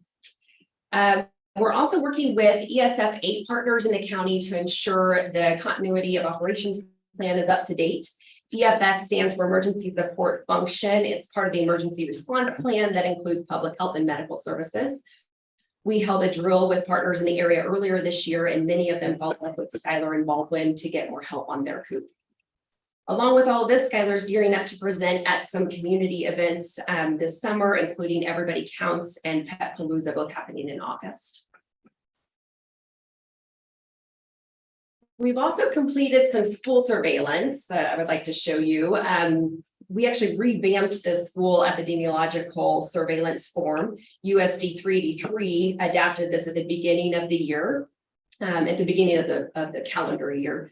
So whenever a student visits a school nurse or is called out sick, it's reported in this spreadsheet. This allows the epi team to analyze trends across many illnesses, including COVID, flu, strep throat, stomach flu. And it's kind of hard to tell from this chart as the colors really blend together, but yeah. The most widely response was general unwell. So we had 6,141 cases of students just not feeling well. So when the parents call in, they don't have a diagnosis, they're just, the kid's sick, that's what they get. And I know that whoever answers the phone at the schools, they try to ask questions. I know when I've called my son in sick, they do ask questions to get more information about what's really going on, but they can only get so much information. So that was the number one illness. And that was followed by 2,095 cases of stomach issues. We had 590 cases of stomach flu. There were only 195 cases of COVID reports and 87 cases of the flu. So we are going to work on this for the next school year, to adapt it for the next school year and get other schools involved too in the county so that we have a more accurate report. Then we also were able to obtain lice numbers. This was particularly helpful for our collaboration with the Flint Hills Wellness Coalition. They were able to receive the grant awards from the Hospital Foundation grant, which allowed us to give out lice kits and bed bug kits. So if we had a bad case of lice in the schools or a bad case of bed bugs, we were able to get the family those kits to take care of that. So you can see here that Northview reported the most cases. But again, this may not be as accurate since it's our first year. We'll adapt this to make it even more accurate for the next year. But we were able to give some lice kits away and reserve some for our community events to give away at our community events. And we actually did some work with some bed bugs as well to take care of bed bug problems in the area. So we hosted our health fair on May 25th. We only had 2 people. That's the bad news. More advertising next year. We were really careful with our advertising, with it being our first year. But we just need to do more advertising. We even talked about piggybacking on it, an event that's already happening, like Everybody Counts, where there's already an audience there. It even talked about having vouchers to be able to give out to individuals there to let them know they can go to the health department to get this done. We did have a very successful community baby shower this past Saturday. We had 124 people attend, gave away 67 sleep bundles, and the weather held out, so we were able to have this outside, and we did get some coverage from WIBW. So it's a great event. Just a grant update. Also this past Saturday, we were able to train 6 ambassadors to be able to deliver suicide prevention presentations. So they went through a 2-hour training to be able to deliver these presentations. And there you can see they have their certificates and they're ready to go. So they will never give these presentations alone. We'll always pair them up when they go out and give presentations. So this is that grant through the Flint Hills Volunteer Center. They are the fiscal agent and we're working with them on this. We also have an MPH student, Sierra, that we're working with. She's the one conducting the survey to assess the community. And so far, we've got quite a few survey responses. I'm going to highlight that next. We've had 248 people complete the survey, and these are some of the preliminary results from that survey. So currently, 48% disagree or strongly disagree that Riley County has adequate suicide prevention resources, which comes as no surprise to us. We also wanted to know what they feel are contributing factors, and that is lack of insurance. They felt many people cannot afford treatment or lack of knowledge about where to find the resources. And then we also wanted to know from them what would give us a better way to reduce suicide rates in our community. And that is, they believe it's better access to treatment is the #1 way to reduce suicide rates in our community. So we'll continue to keep this open through the 15th and see if we can get some more people to take this survey. And all of this will go back to KDADS in a report. That's who's funding this project. And then we also do a health promotion survey every year. Shanika puts this out once a year. So we started this last year just to get an idea from our community what they'd like to see more of. All of these services that we list are either services that we're currently providing or that we can provide. So this is a snapshot of some of the results that we saw from the last survey that we conducted. We had just a little over 100 responses, so not a great turnout. But these results are actually similar to what we saw last year. We found that the majority of those who completed the survey would like more information on physical activity, access to healthy foods, and child and family nutrition. So in reviewing this information with our leadership, we decided that we're going to maybe piggyback on some activities that are already happening in our community, like Walk with a Doc. That's something that Stone Creek is doing on the first Saturday of every month. So get our clients to maybe participate more in that, or really highlight our story walk more to increase physical activity. And we also can do more with highlighting our WIC services, since that's where a lot of our healthy nutrition ideas come from, healthy nutrition education. So we can do more with outreach. Although WIC is at an all-time high as far as their caseload, we can always do more with that. And like I said, kind of look at other events that are currently happening and maybe highlight those more to our clients or piggyback on those. And I think that's all I have. Any questions? Thank you. Thank you. Julie. Have a good weekend. Thanks, you too. Next commissioner at 10:30. Got Errol with the cash flow reports.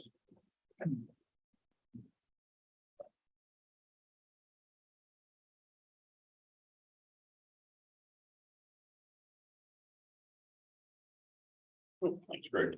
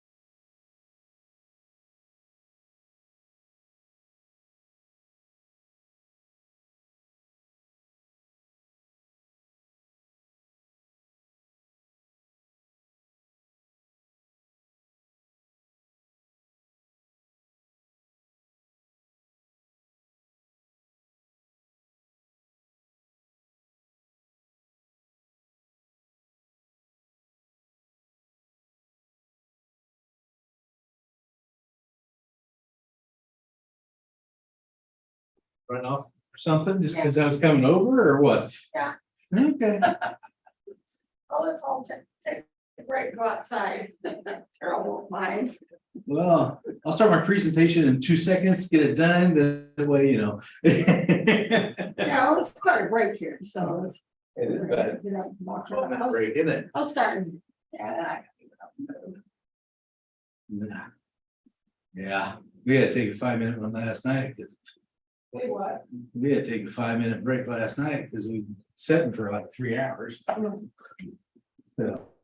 School board. I think everybody took a 5-minute break. You know, so we deal with law board and. Like, you know, some of the other stuff. for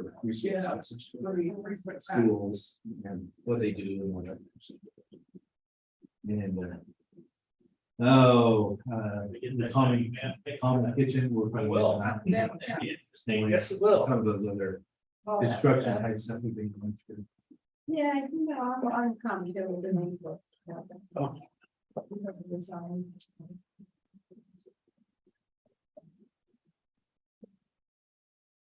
Well, See, the Chiefs made the White House trip.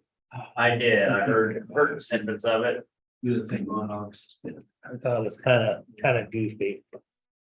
Everybody counts. Yeah.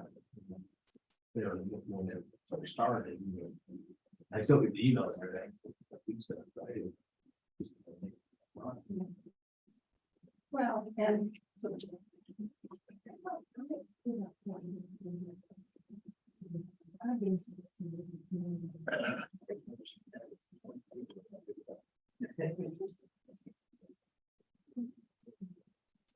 You might make sure that Elizabeth gets those sheets on the intern program. Yeah. Thought the same thing. She already emailed me, so I already made her aware of it, but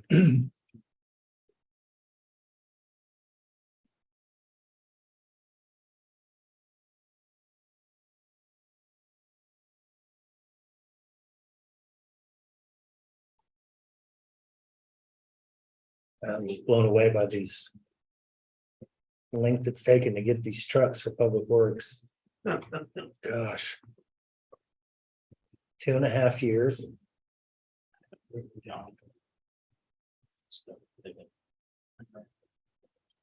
It's obviously a reality, but it's impossible. It seems like it's maybe being done intentionally.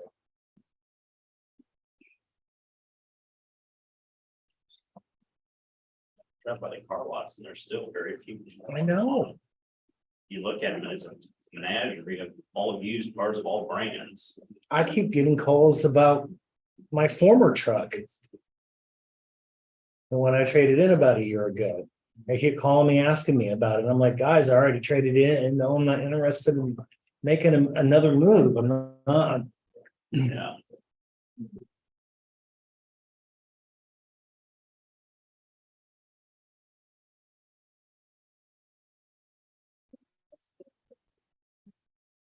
I think part of it is that people are hanging on to their vehicles a lot longer.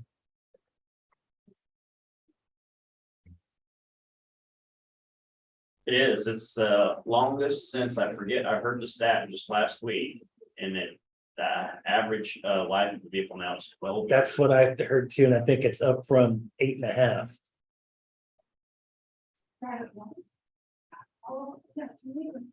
But you know, they also build the vehicles to last a little bit longer. I mean, that is, Well, the old rule of thumb used to be at 100,000, now if you can't get, half again, it's more than that.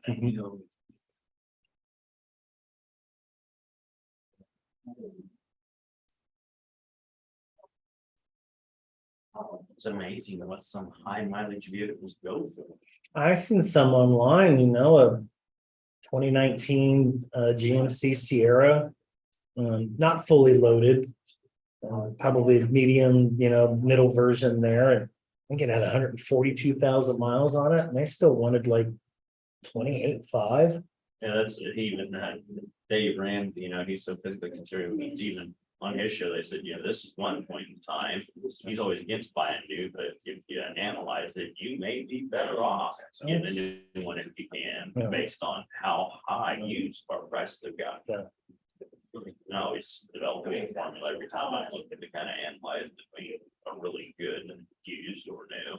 And many times all things considered, if you buy it at the right time, especially when you're switching from one model to the next. Yeah, this is usually You can get a better deal on a new. the end of summer is about that time. July, August, September, somewhere in there. It's like when they're switching from one body style to the other, because the other old body style, they're cutting it, and that's the time to do it. Yep. Everyone wants the new body style, so. Larry, that's a 50-50 proposition with me. Some of them don't, they look new, but they don't look great, Yeah. some of them It do. always takes me a while to adopt, Uh-huh. but Then I'm always skeptical. And then what kinks are there gonna be in there? Yeah, what are you gonna have, recalls you're gonna have to have, and usually wait for that second round to come out with it kind of fixed all those. agreed. There's so many bells and whistles on vehicles today. You guys didn't make a motion to. No, I'll do it when everybody gets seated again.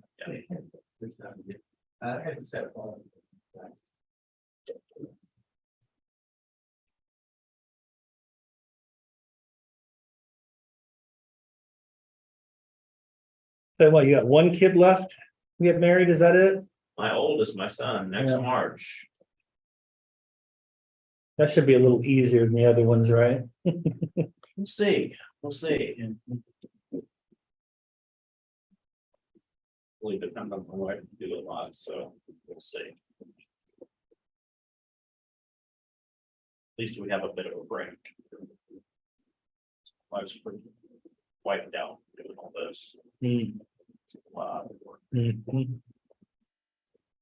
I don't know. I wonder sometimes how necessary that is, but Oh, Gonna it's go- not. I couldn't look talk- who you're talking to here, I couldn't can't talk really. any- I told all to go to the courthouse, Yeah. all of them.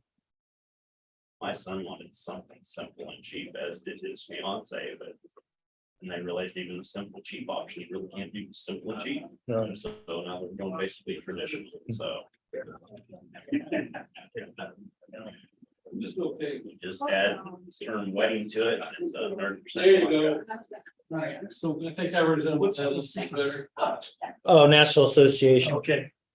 I thought, you were pulling a Clancy, the meeting last week he had on Raisin Bran socks. Oh, well, Isn't that what I it was? did go to the superstore yesterday because everything's 50% off there and they had some K-State socks. I So, bought 2 pairs. yeah, so, Last Saturday. Yeah. Deal. 50% Deal. off. yeah. Let's do that. Let's do that. No, I was just figuring, I got purple on, try to get to a point where I'm becoming too much fashion oriented, trying to match everything, including socks. Oh, I don't think I did anything. well, in here, nobody sees socks or shoes. Yeah. Good. But I would say that we should be wearing them. Yeah. I say, I slip mine off occasionally. but it's no big deal. Transition from winter to summer. Makes me crazy. This period in between winter and summer is the hardest part. That's same thing as fall. It gets kind of dicey this year, right? Ugh. It's mornings in July and August where, it's still 80 degrees outside with 100% humidity. It's really getting humid outside now. Plus there's clouds moving. Yeah, we probably get to that point where we'll get this last little bit of rain and it'll stay dry till September. I forgot. We're from messing with it's on Thursday morning when I came in. Mhm. And he was saying his patterns when you be around the ball, it looks like it pop up stuff in the afternoon and it rain here and not right, these weird little It's crazy. Yeah. patches of stuff. coming in. So like every time I plan to go do some work in the yard, I'll pop the It clouds, was a right? week or so ago, I was coming home from work and it was dry as a bone and I got home and there's a couple spots in the parking lot there where it's kind of, it'll hold some rain. I'm like, man, it must have rained over here. Oh,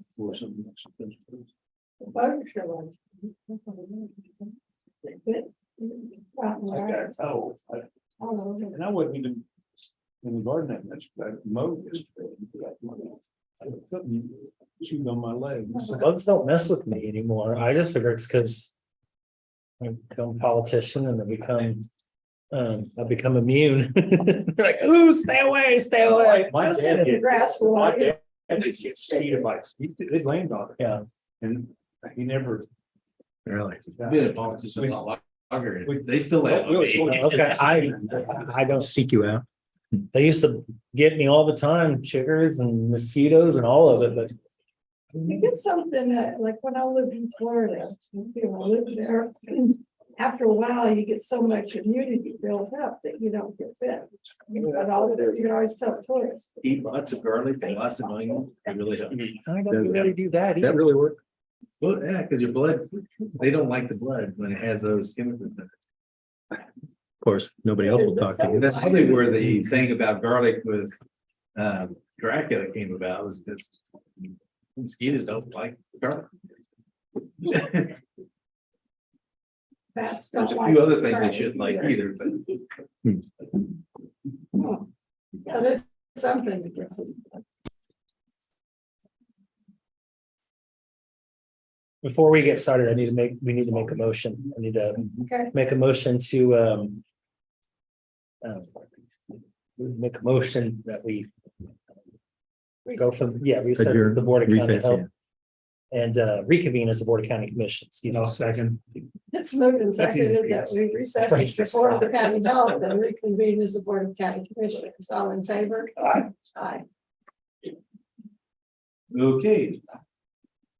Good morning, Commissioners, Darrell Levy, Budget and Finance Officers with the monthly cash flow analysis reports.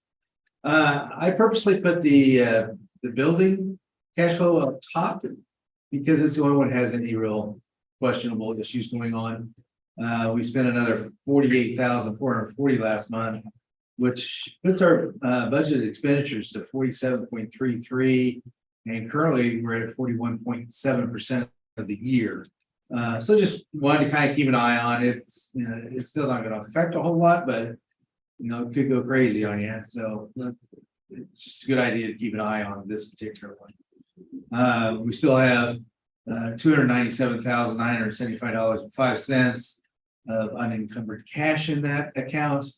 So again, there's not a whole lot of problems. It's just one to keep an eye on because the amount spent and time of year. Any questions on that one? Just gotta get John to quit spending all that money. Yeah.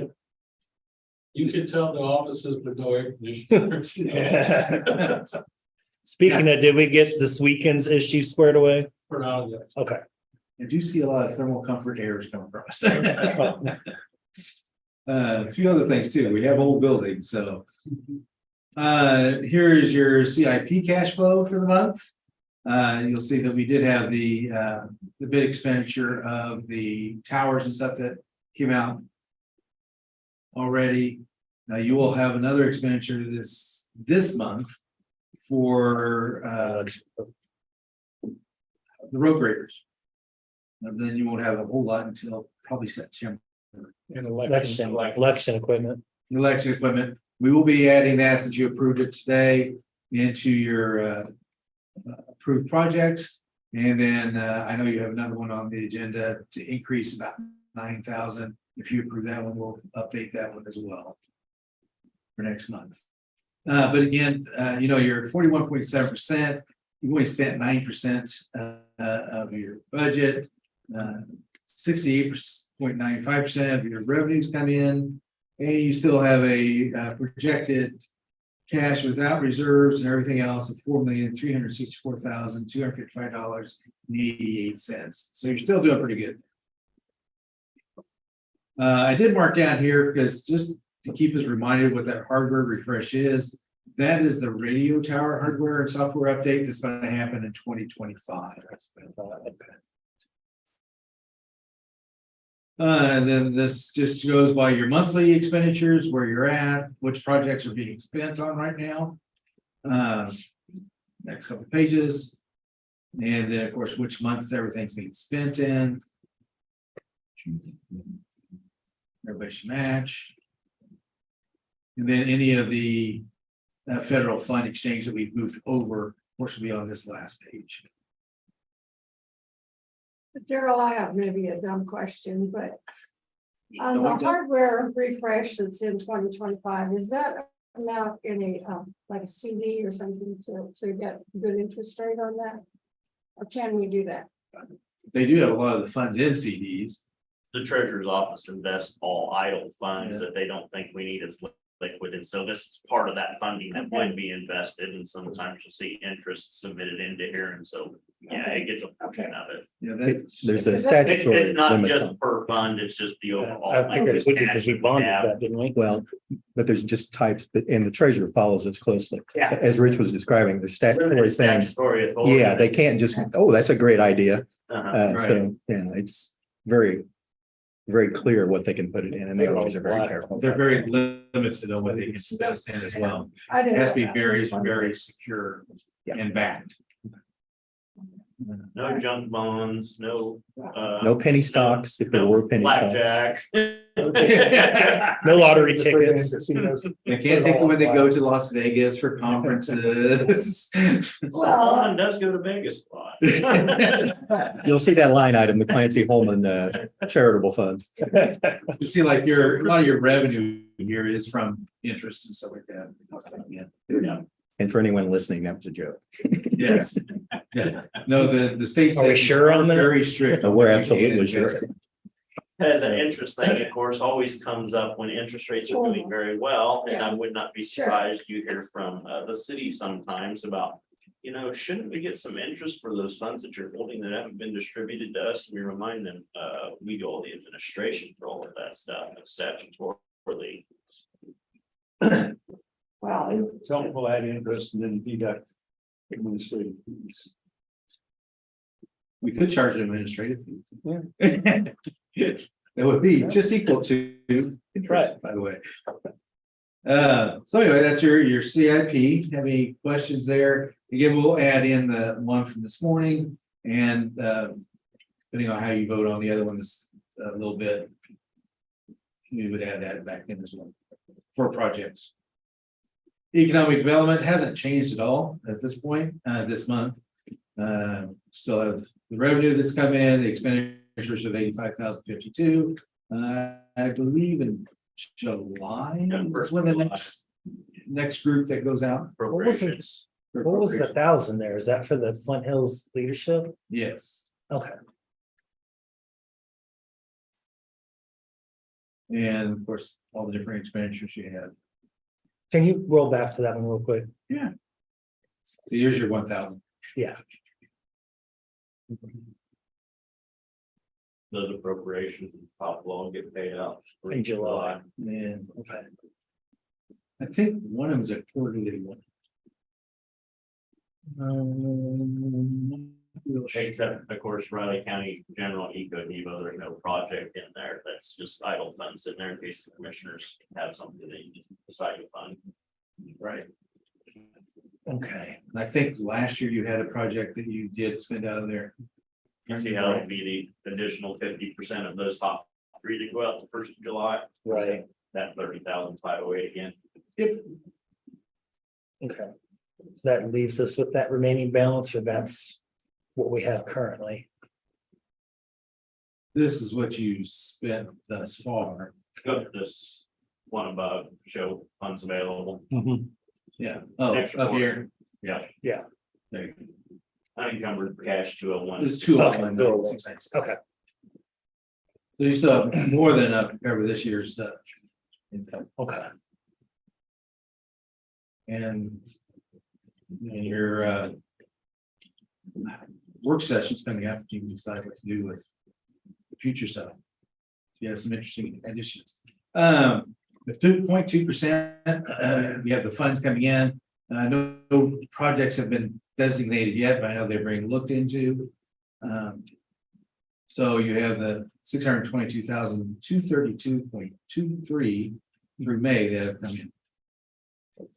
That's sales tax dollars. And we budgeted. What was our estimate on 1 was it 1.5? 1.5. Right there, John. Oh, yeah, okay. Well, yeah, So actually, we're doing pretty good with that. I think it's. So you're gonna blow it away, I think. Yeah, okay. Yeah, you're gonna do a whole lot better. I mean, just like you can see, even in the half cent for the first part, we were estimating 300,000 coming in, and you had 405,761 come in. Just in those first two. So. Well, yeah, that's you're one gonna- benefit you're of gonna inflation. Probably receive. Exactly. Exactly. Other inflation. You've only spent 2,900 out of this account. This is the half cent Right. sales tax where you are currently spending stuff. There are some projects that will be coming out in June. I've already seen a bunch of stuff coming from there. It is the construction season. Yes, it's the yellow cone season. And orange ones. They're popping up everywhere. So far, you've only spent 0.08% of your budget. And even with all the current projects we have on, you're gonna have a projected unencumbered cash balance of 1.4 mil. Does that cover all the projects Current. that were listed? For that They're half listed cent? here, So that's that's what we're either working on or what's left, correct? Okay. these are all your little projects going on. And we have And to I use those know- dollars for those projects as we allotted for them, correct? Yeah, we should have, we should have money for a little project. Okay. Especially after those two culverts came in. Yeah, They Kind of bit lower than I expected. kind of was a little surprised by that too. So I guess that leads my question to be then, what do we do with any excess funds from that? You'll spend Spend it on the first before you. Okay, you can still transfer that, okay. We won't transfer it, we'll leave it in that same fund, I don't want to commingle funds with the new half cent sales tax, so we'll just eventually. Pay it down to zero based on projects and then roll over to the next one. Start on the new projects list. Just like when we had the Okay. LEC sales tax, we kept it separate and then we just paid for other LEC improvements. Okay. These Since are that's all two- we voted, all the residents voted to have it approved to be. spent on. Statutorily, it has to be that way because that's how it's designed, so, okay. And this one's like, I think, Fund 188 with the 0.2 fund number. And this one's Fund 158. So totally separate budgets, line items, Pleasure. everything.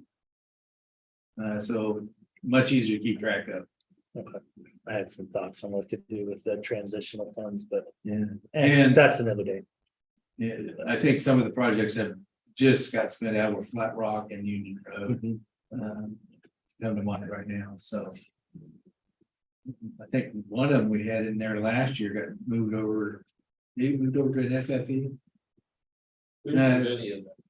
That was a CIP. Then you should move any of that over. Yeah, these don't get. And here's what you got set aside for overlays and culverts and stuff. It's 350. So you're doing extremely well on those projects. And again, here's your monthly breakout, where you spend it at. Any questions on any of those? I would say your cash flow so far has done extremely well.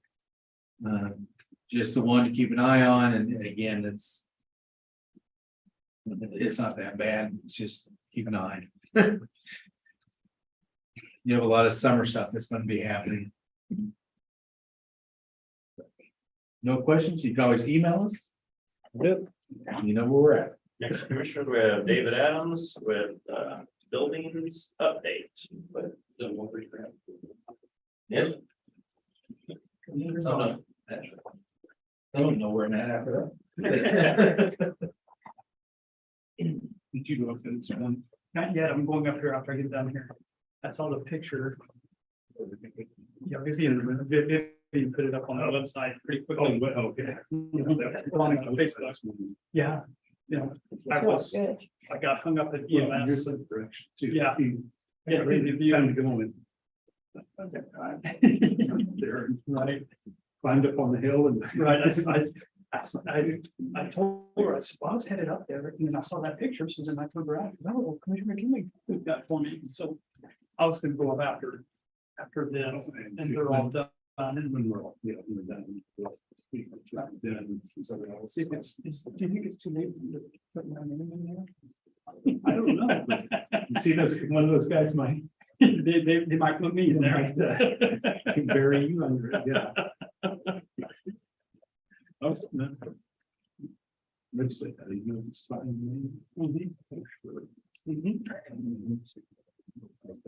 go sign your name. Well, see, yeah, and I'll sign, you sign mine, I'll sign yours. Oh, okay. Yeah, I did not sign my name in. Okay. We're both covered then. Yeah, absolutely.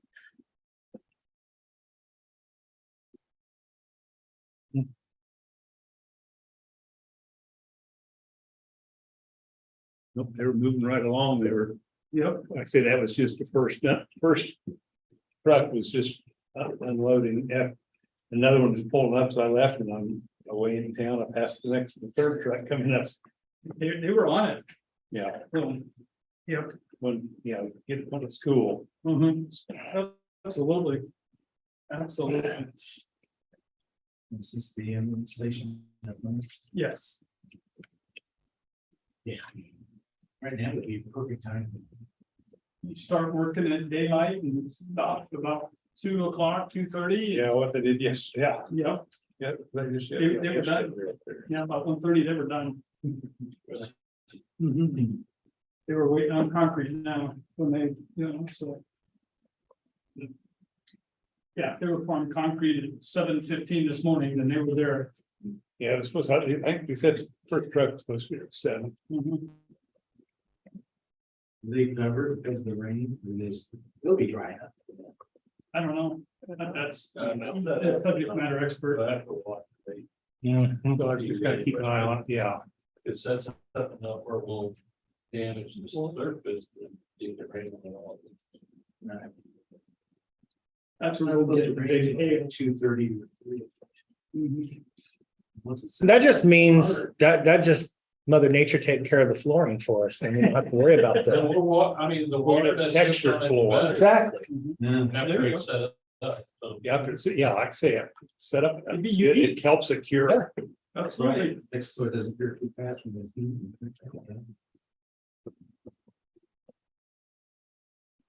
I'm gonna go up there and put my initials in there somewhere. See, you need to put in Commissioner Folkey's. She could put yours in, so that way you can say, I didn't put my initials in there. Oh, God. See, that's what Commissioner, we were talking about. I'm gonna put his in, he's gonna put in mine. I'm saying, I did not do it. There you go.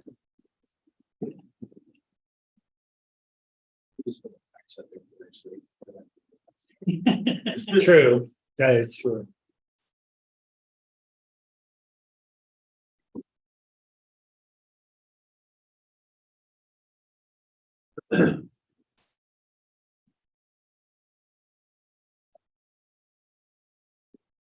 But we had a power cat cookie thing. Yeah. And then in Leavenworth, when we did the had a sidewalk there.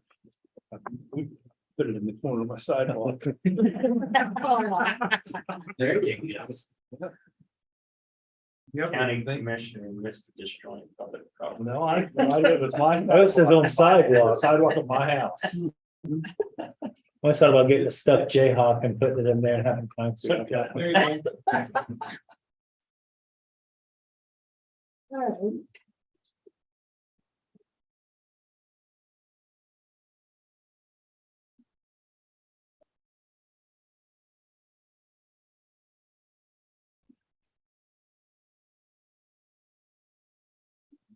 Next week, they'll be warming up the storm room. Do what? Forming the storm shelter. Oh, yeah, yep. I saw they had some of the metal set there. Yeah, all the rebars there, and then they'll said they'd have a load of lumber coming in next week. All right. Yeah.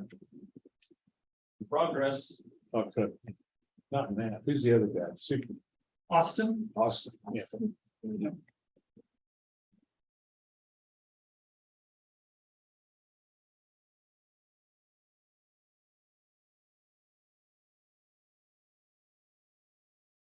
I have to change my password, but I have to go through 8,000 different channels to get to the door.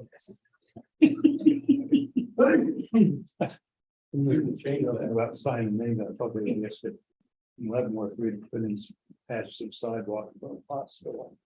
Some kid came in, wrote his name, Really? we found him and from his parents and. Oh, In the building, we cut out that piece of concrete, we did it. Oh, really? Interesting. Yeah, we didn't just put in initials, we wrote out his full name and. Oh, that's, yeah, so smart. It seemed like a good idea at the time. That type of person you want robbing the bank. Yeah. Right away. President signed his name on the, on the note to the, On withdrawal slip. yeah. Okay. Sometimes you wonder if they're wanting to get caught, you know? 3 meals a day. Shelter. 3 hots and a cot. Yep. And one real elderly guy's like 70, like the last 10 years, he robbed the bank and just sat out the whole block, just out like in a breezeway, waiting for the police to come there, just because his wife was too mean, he wanted out of there. Just like these kids that aren't in the porch, the school back in that way. There was a camera, and that's how they found him. Yeah, they showed everything they saw. And broke in and did all the stuff that they shouldn't. I think it's neat here, Dad, you can sign your cameras up, you know, your ring bills and everything. Yeah. With the police department. Right. So if something happens in the neighborhood, they get that tape. That's the thing, I noticed, when I was running one door to door, how many people have those? Yeah. Right, commissioners? Yes. Good morning, Commissioners. David Adams, EMS Ambulance Director, with a station update, building update. So as you're aware, North County Station's moving along pretty quick. So just last week, Commissioner McKinley, Dan Knight, and myself met with Schultz Project Manager Matt Farr, and then Austin, who kind of runs that site. For a pre-scheduled meeting and an update, we meet once a month and just see where things are at. And if we need to meet earlier, we'll certainly meet earlier. So as of the writing of this, the footings have been poured and they have finished with the plumbing and electrical rough in. And as of this morning, they were pouring the slab, the concrete. So that's how fast some of these are moving. I put this together 2 days ago, and I didn't want to say that they had poured the slab because then something happens, but it's moving along very, very well. So we're happy with it. They gave us a good update and really explained what they're doing, and we had questions and they were able to answer them right then and there. So they did ask me about the alley for the trees because they're going to need to get started on that. So Commissioner McKinley went to the City of Leonardville City Council meeting on Tuesday evening, and they had to pass a resolution. So to be able to take those trees out, they passed it, and we're anticipating they're going to get started pretty quickly to clear out that alleyway, because the construction guys need to be able to have access to that. So as they work on the front of the building and some of that, they needed a way in, and they didn't want to leave ruts through the empty lots that don't belong to us. So so I appreciated him going on Tuesday night. I was prepared to go, and I surprised my wife and saying I'm gonna be home for supper. I think she was wanting to have a nice easy evening, but now she had to cook. She calls it complaining. She complains. Surprised or disappointed? Well, I wasn't gonna say that, because I don't know who's listening. Upcoming, as I said, the pouring of the slab in the storeroom. They're gonna work on that back parking lot and then the alley work. So there would have been no costs up to date that we had paid. So but we do have 2 invoices, and I've got invoice number 1 and invoice number 2 is in there. It's a line item. So invoice number 1 was for $9,500 for bond and insurance. And invoice number 2 is $78,185 for site prep work and foundation work. That was submitted last week to us, so it should be put in and will go out in the next check run. So, and then in the documents where they have that, you can see where Dan Knight signed off and said, yes, this work was done, it was appropriate and it was the right time, so. Any. Show that here is that invoice number 2, as I was talking about, so. And then right here in this line item, it said 9,500, that's invoice number 1. So. But Dan signed off on it and was good, so. Any questions about that? Okay, and then the other thing I put on here was the some other documents for our headquarters stations, so that we have received here recently, so. So transitioning to the public safety headquarters, and we'll probably at some point want to rename this since it's going to be an EMS only facility, so so we don't confuse people with everything, but the design is completed and has been sent to engineering. So the design portion of the EMS only facility is done. They have not started the design work on the retrofitting of the current EMS facility once we move out. So I'll point out the change, we made one minor change to the design, but it doesn't affect anything at all. And that all we did was on this side, let me.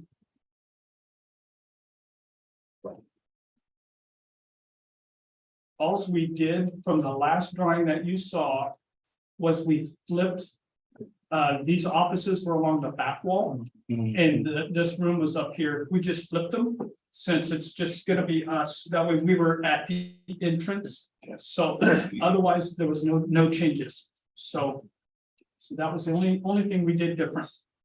So got that through pretty quickly. I appreciated Arc Images being on top of that, reaching out to us. We worked through it and we got it done. So.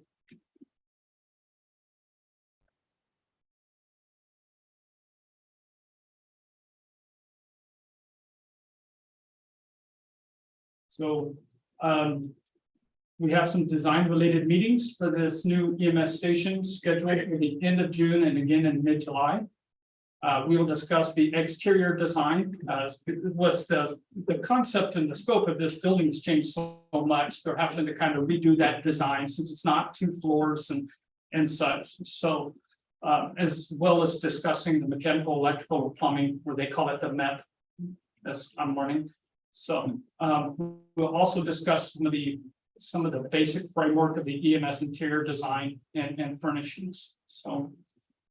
And then Arc Images is now working on the new Emergency Management County Fire District #1 facility. So, and I'm really going to kind of defer to Russell on that. You know, I'll see if he wants me to give those updates or if he wants to do them, or if you have a preference, if you want me to give those for him, I certainly can. You guys.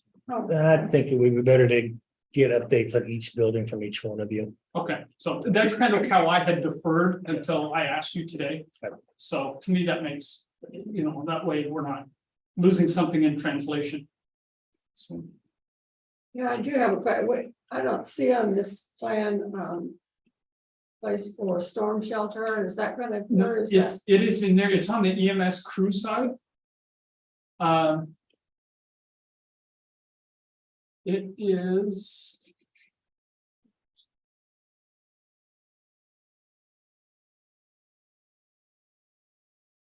One of these rooms. You can't be flat-footed with that one. I'm sorry. No, you're fine. I believe it's the equipment storage room, but there is one. There is one. designed in it. Absolutely, there is. Yes. One of these rooms. Yep. So I don't recall which one, but there is one slated for this building as well. Okay. So. And that's not only obviously good practice, but that is a national standard to have those. So, and I can get you that answer. I'm sure. I'll walk out of here and I'll remember which room it is. So. So costs associated up to total to date is $251,347.93. And then, I don't know when to expect, if there's gonna be any more coming, I'm sure there is, so that are already pre-approved. But that's where we are right now, and then on their schedule, the next thing upcoming is the CNAR budget updates and then budget approval for October of 2023. And then you can see the revised timeline that I received about a week or so ago. So but it starts. Construction starts here, Mid-January, is that what I? January 22nd of 2024 is when they're anticipating. Okay. The original timeline had it in September, wasn't that correct? Yes, yep. We got 3 months behind.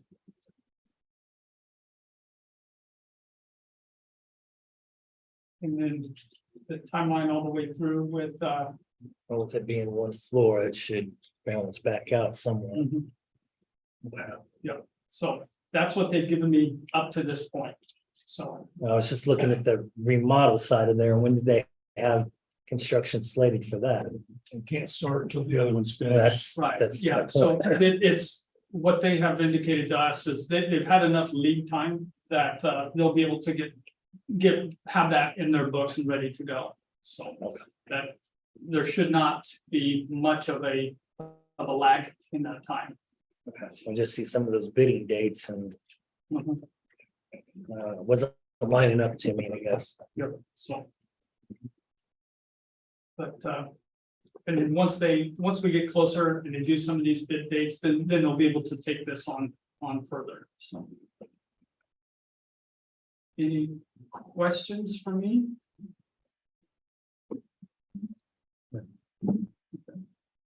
All right, well, I thank you, and and between Commissioner McKinley and John, I'm learning a lot. And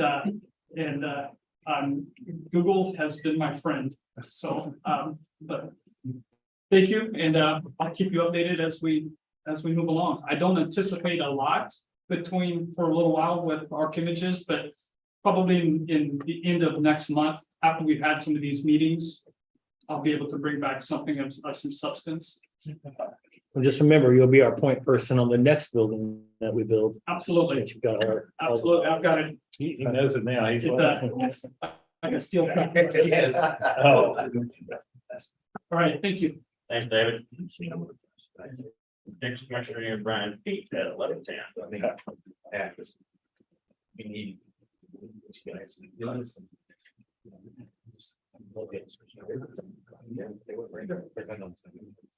Not long, played softball years ago, on the same time. Years ago, so our kids were the same age. But I must be leaving the sense that we're great with utilities.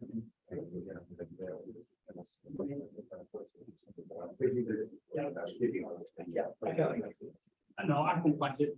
Thank you. You bet. And I just did. Oh, David, one of us. Sort of now. I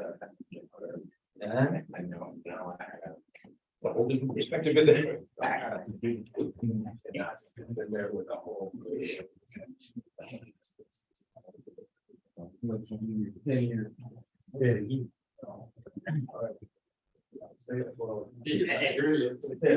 Good luck with that. Yeah, I know. I got some clothes and water. Yeah, good stuff. Very good stuff. Yeah.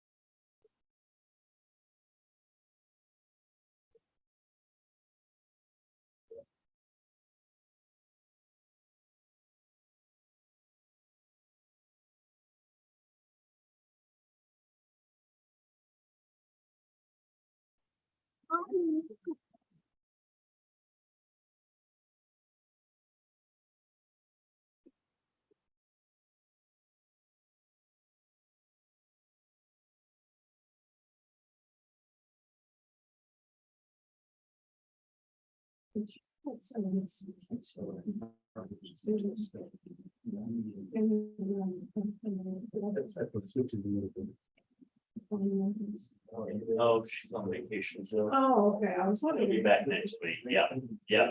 Her and her family are.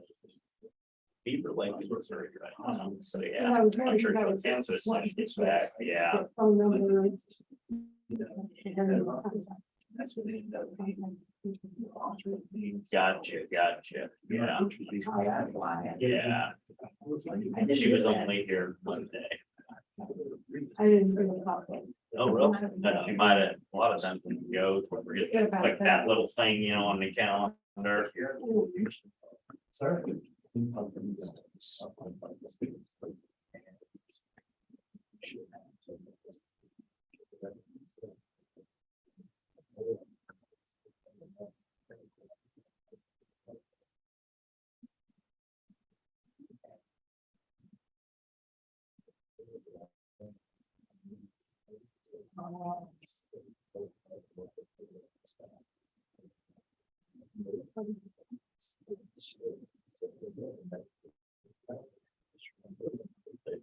I believe it was such a.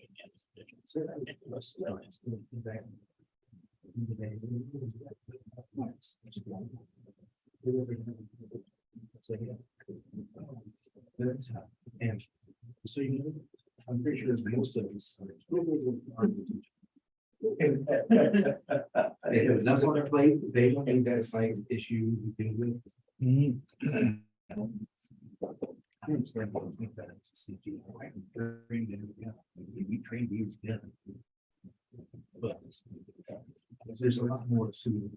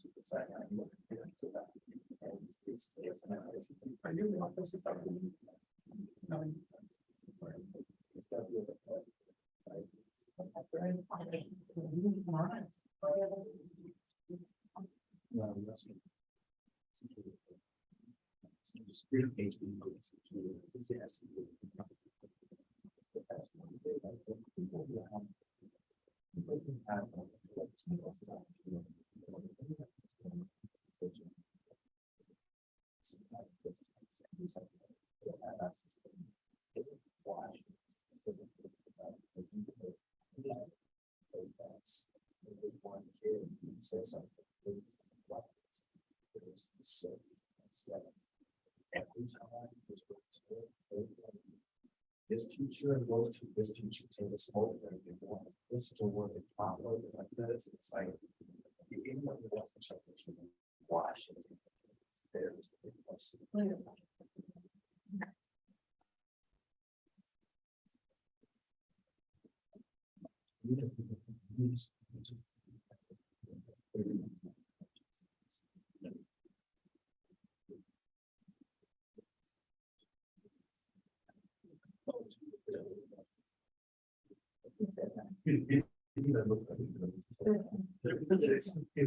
It's the kids getting married. I remember these weeks ago. Oh, no, that's my son.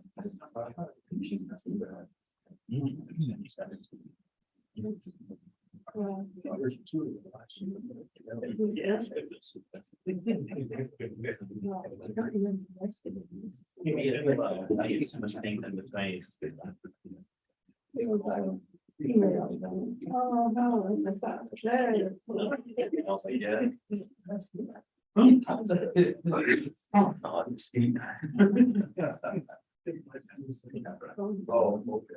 When you get to school, baseball, I'm not too old, right? He's probably that. I'm like, man, otherwise, delete. Yeah. Yeah. You know, shit.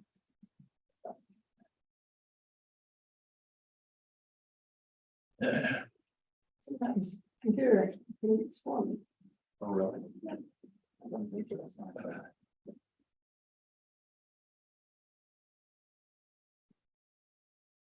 User error. I have those from time to time.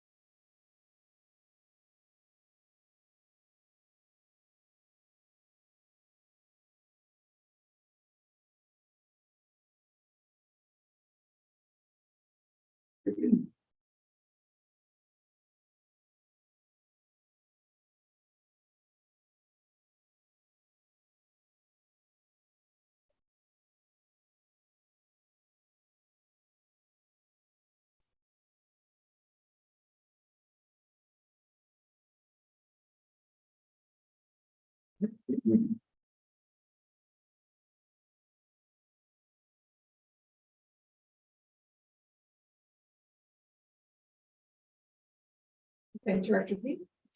Good morning, Madam President, or Madam Chairwoman, members of the County Commission, County Clerk, Brian Pete with the Riley County Police Department. The specific topic that I wanted to bring to the county's attention today was our CPD is part of our 5-year multi-year plan, our strategic plan. We identified a need for facility expansion, if you will, that currently our current facility is we're reaching an end of life due to the size of amount, and then looking at the projections of growth for the county as well as for the city of Manhattan. We think that it's going to be prudent for us to go about soliciting a feasibility study in which we bring in an architect to help us determine how much it would cost to either A, upgrade the current facility that we're in, or B, look for a different location in which we can go. So we in doing this, I fully understand, and there are no expectations on the county just because this study is being done, that for the county to put this on a priority list, to pay for it, to even, you know, again, pay for not just the study itself, but to pay for the new facility. But we just, again, I believe that it's prudent that we begin our planning right now. So if there's an opportunity in the future, looking at this facility, we know exactly how much it costs. So with that being said, I stand for any questions related to the to us doing the feasibility study. What are the costs for this feasibility study and what's going to be the process to incorporate it? So initially, we are in discussions with McMillan, and the current, we don't have a cost yet of how much it's going to be. So we're in pre-discussion phases right now, and hopefully sometime within the next 2 weeks, we'll get an idea, or they'll come back to us and let us know how much it would cost to do the feasibility study. My estimation at this particular point in time, and this is again just a very rough estimate, is going to be anywhere between $20,000 to $30,000. That comes out of what line item in terms of the budget? We'll pull it out of our be one of the operational costs or the or one of the building infrastructure costs. In keeping with the strategic plan that you've put into place here, which lists that you've already done some sort of analysis already. If you're saying you're needing an update to a facility by 2027, care to elaborate as how you came to that? Well, and I think the most immediate need is looking at our average daily population is within the corrections facility. So we're currently, you know, for over the last few months, we're hovering between the 110 and, like right now, I believe we're sitting at about 15 and 116 with an average daily inmate population of with 2 in juvenile facilities. So in being downstairs and with the current stress that we're having due to the lack of staffing within corrections, and how we're not adequately, we're seeing a higher influx of offenders or those who are charged with more violent crimes, as well as people who are coming in with a higher rate, I guess, of mental illness. And the current facility right now is just not adequate. So again, I think we'd be able to hit and focusing on the mental health aspect and focusing on the corrections aspect of it and looking at a new pod primarily, and then looking at how we can, increase operational space. So, starting first with corrections, then looking at how we incorporate technology to help augment what our staffing levels are for the swarms of the house and patrol. And that requires more space as we continue to grow. So again, with things like a real-time crime information center or other aspects of technology. I understand the population numbers, but in terms of total number, what does that represent? In total numbers as far as a swarm? No, how much can the actual jail hold in terms of population? Well, currently we are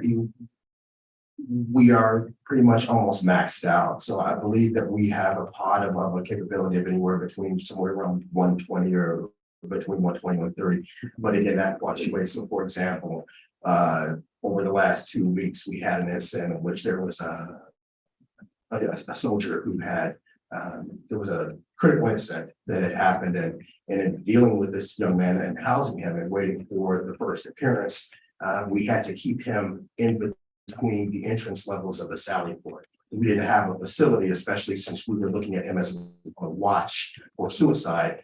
We did not have adequate facilities for that person to be in there, and then also considering the previous 2 main custody deaths that we were dealing with. You talked about a lot of an increase in mental illness patients. How do you deal with that? Do you have a separate pod for those? Do you outsource any of those inmates to other facilities for the kind of treatment, or what? How do you do that? So we don't have pods that are specifically designated. So those would require, the biggest thing would require our staff to keep an observation of individuals who are suffering from mental health related illnesses, and those times, those crises ebb and flow.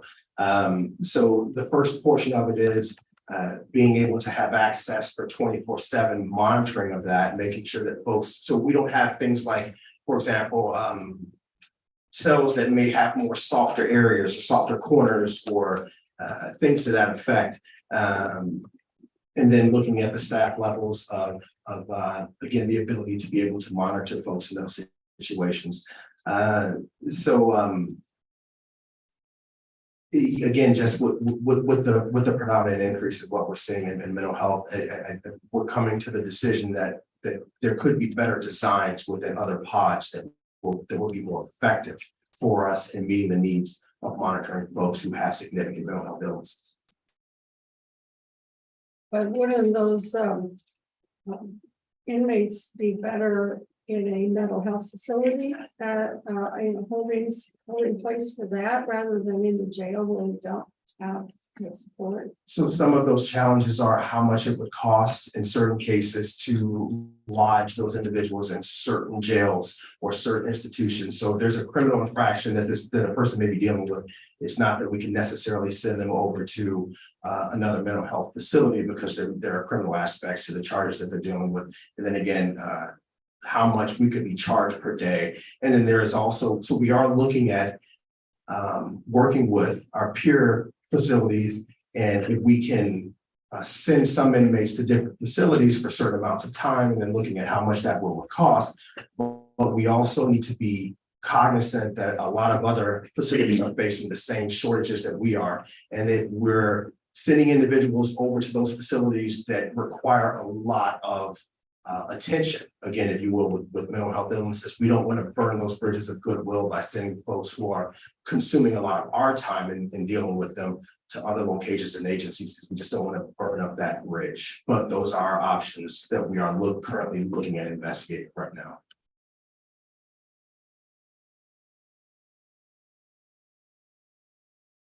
I'm not sure if that answered your question, Cheryl. Well, not really. It's just, it concerns me that we have severe cases of this in our current jail, and even surveillance isn't necessarily going to fix the problem. It's how do you get services to these people?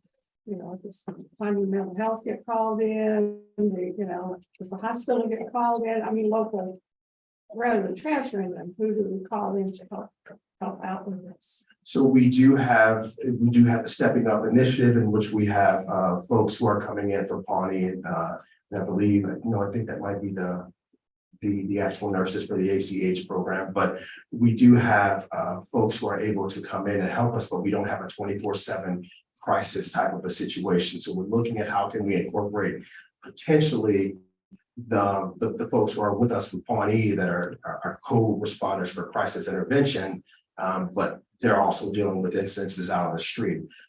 Part of the challenges with having folks in for the Stepping Up initiatives, if you will, is in some cases, in several cases, or many cases, as they're working with inmates who are dealing with a crisis situation, it also may require additional staff to be there with them. And currently we're lucky if we have 4 to 5 people on shift for corrections. So they may have other things that they're doing, other things that are calling, their checks, for example, booking procedures, everything.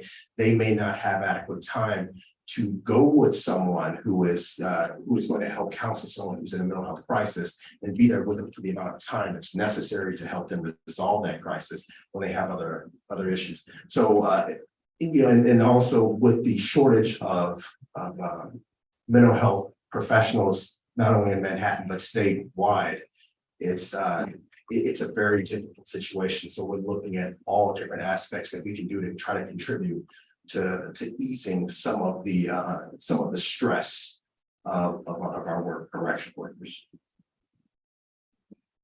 I got a follow-up question on inmates. I know obviously with the pandemic and everything that's gone on over the last 2.5, 3 years, we've had some people there extended because they're waiting to work through trials and the judicial and process and everything that goes along with that. What is the average stay of a prisoner at this point in time?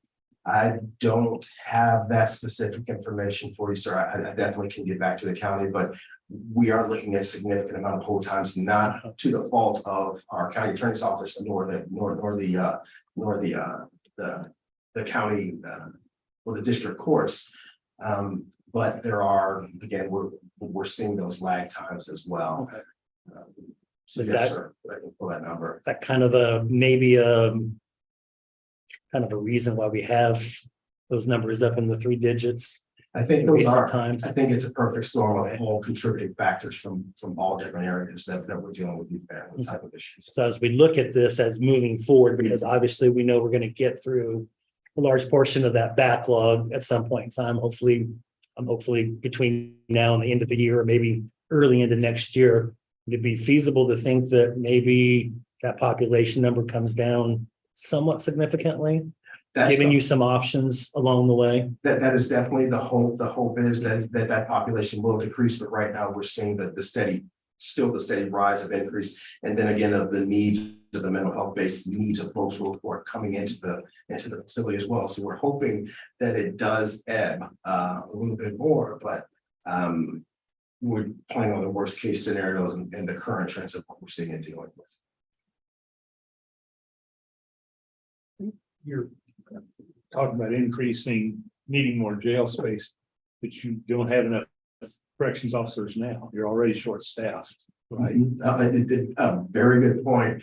We have several initiatives in play and how we're going to work to try to bring that back up. That includes looking at civilianizing certain positions. So say, for example, within the control room, that's looking at again, me personally reaching out to two individuals who have left our corrections facility, and reaching out to them and asking them to consider coming back, even if it's not on a full-time basis, but on a part-time basis. Looking at how can we maybe potentially civilianize some of the other positions in which require a lot of administrative effort. So for example, a few years ago, we lost our, the captain, the corrections captain had an administrative assistant, and we lost her, and there went a lot of subject matter knowledge and expertise that went out the window. So now lieutenants are filling that role by doing things such as looking at food prices, ordering food, everything that all the administrative taskings, setting up courts, transportation, transporting to and from different facilities. And those lieutenants and sergeants are actually needed in the pods, needed roving, needed to deal with a lot of the other leadership related stuff. So if we can bring in a civilian to help capture those different types of things, it frees up the bandwidth of corrections officers and supervisors to do other things that are related to it. So every possible thing that we're looking at, we're doing. We're looking at, we also have recruiting teams that are going out, trying to incentivize our corrections officers to reach out. And I think that with the low bandwidth that we're dealing with the low staffing that we're dealing with, not only again in Manhattan, but throughout the state, our biggest, what we can do, our law board is doing everything they can do to help on the financial side of it, making the department more attractive for people to have that interest. But the rest is going to be up to us. The rest is going to be up to us to make sure that we have morale and that people feel to distinguish ourselves from other correctional facilities, and that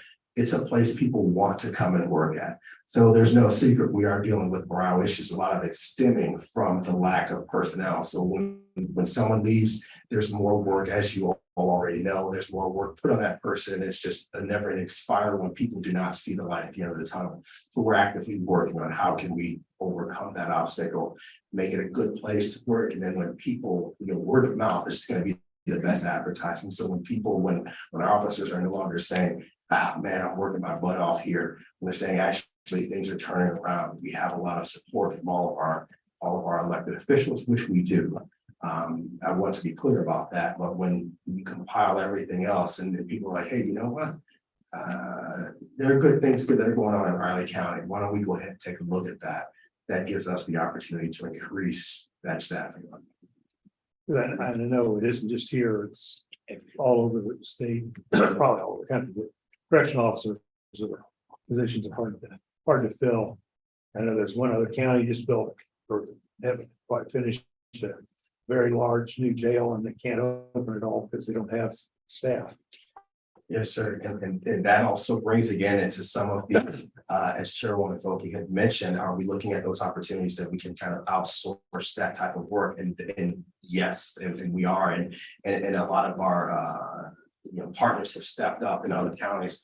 Hey, we can definitely do this. But we have to also be, again, cognizant of their bandwidth as well, because they're dealing with low staffing as well. And that's a very good point that you brought up, and it's something that we're extraordinarily behind and looking into diligently. While you're looking at kind of changing up how you go about corrections and in particular the staffing of personnel for those corrections, I mean, is it possible to connect the two together? So you have that mental health side along with the correction sides kind of built into the same person.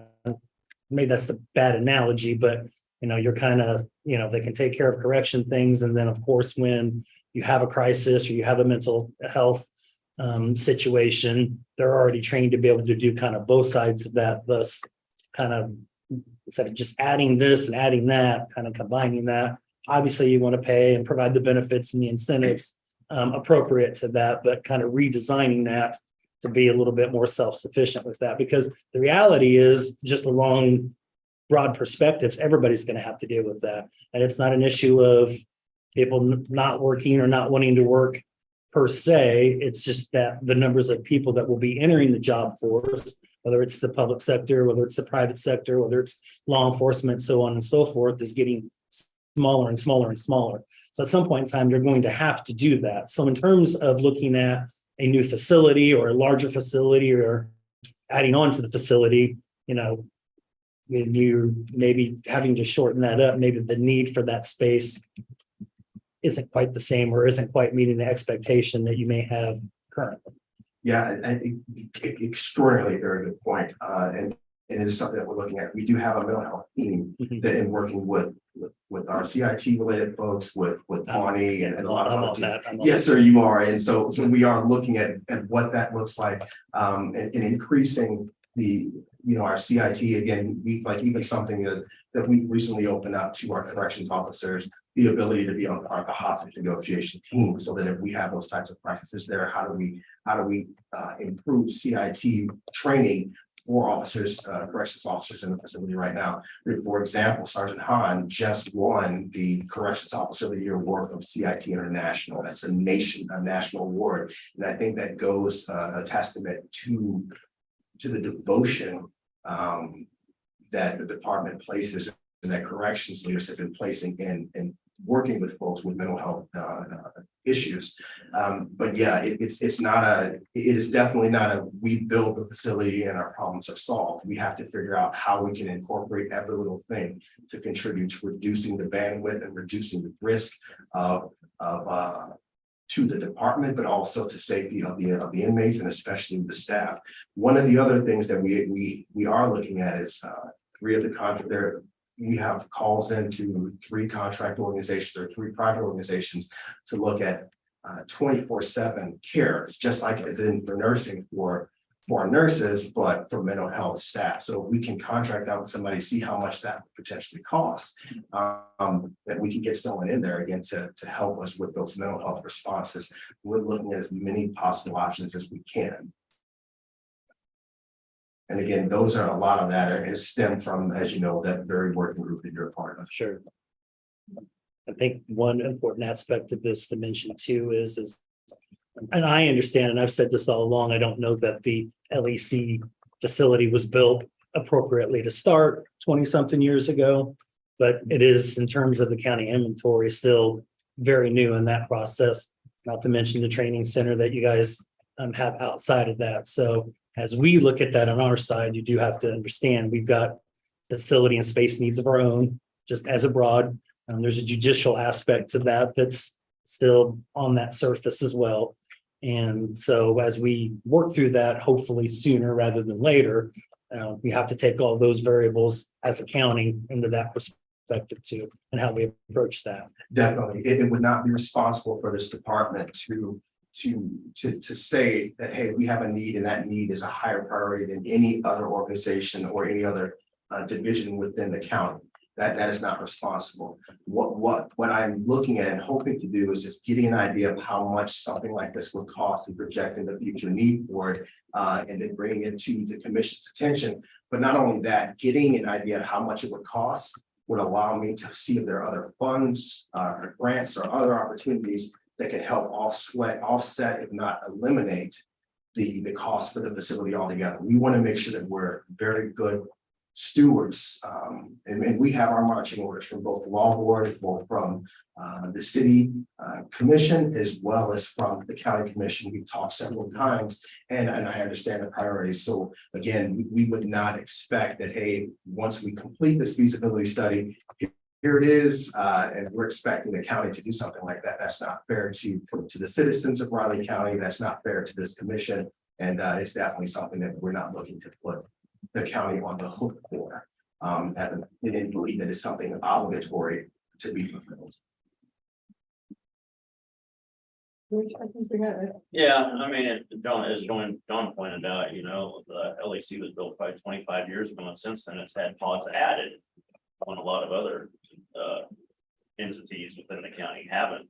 And we've got a feasibility study for these off in 2008 that has yet to been moved on in any direction. But to Commissioner McKinley's point, that was my thought. If you don't have enough staff to watch the space that you have right now, how is adding more space solving your problem? Other than, I know you can help it through technology, but maybe you can help it through technology now. But what is the biggest problem?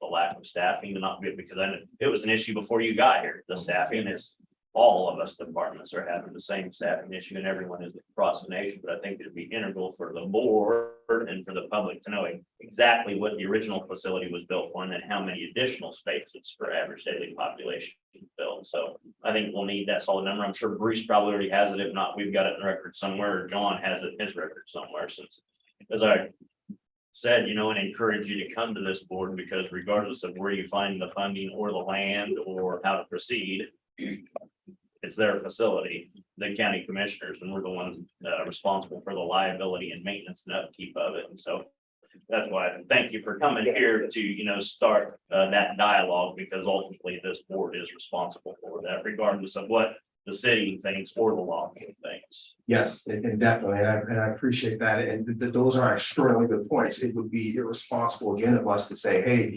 we have a need for a certain amount of space, and then to take tax money, whether from the county or whether from other sources, and say, we've got a new facility, but we don't have the people to staff it. We have to show and prove to the county, to this body, that we can attract and we can retain personnel before we even take serious looks at how to implement this once the feasibility study is complete. That is a personal expectation. It's just as I'm sure this is, and what has been stated is going to be an expectation before even something like that is even thought about, to have the initial conversations for it. The current facility, yes, there was an addition to one of the pods. There are plans that it was built that there can be an addition for another pod currently at the current facility right now. So those are in the works, but not in just addition to the need for corrections, but there's also a need for the support and the administrative side as well. But we want to make sure that all the components within the Riley County Police Department that we're at that level, that before we even have that conversation of looking at whether upgrading the facility or looking for a new facility, that we can show not only is there a need, but we also have the personnel to man the situation. As you had mentioned, there's a brand new facility and nobody can use it because there's nobody there to work it. So there are going to be legitimate questions as to, was that an effect, even though there's a need, but was that the effective priority for those public funds to go to? And we want to make sure that we have those boxes checked before we can even begin that conversation.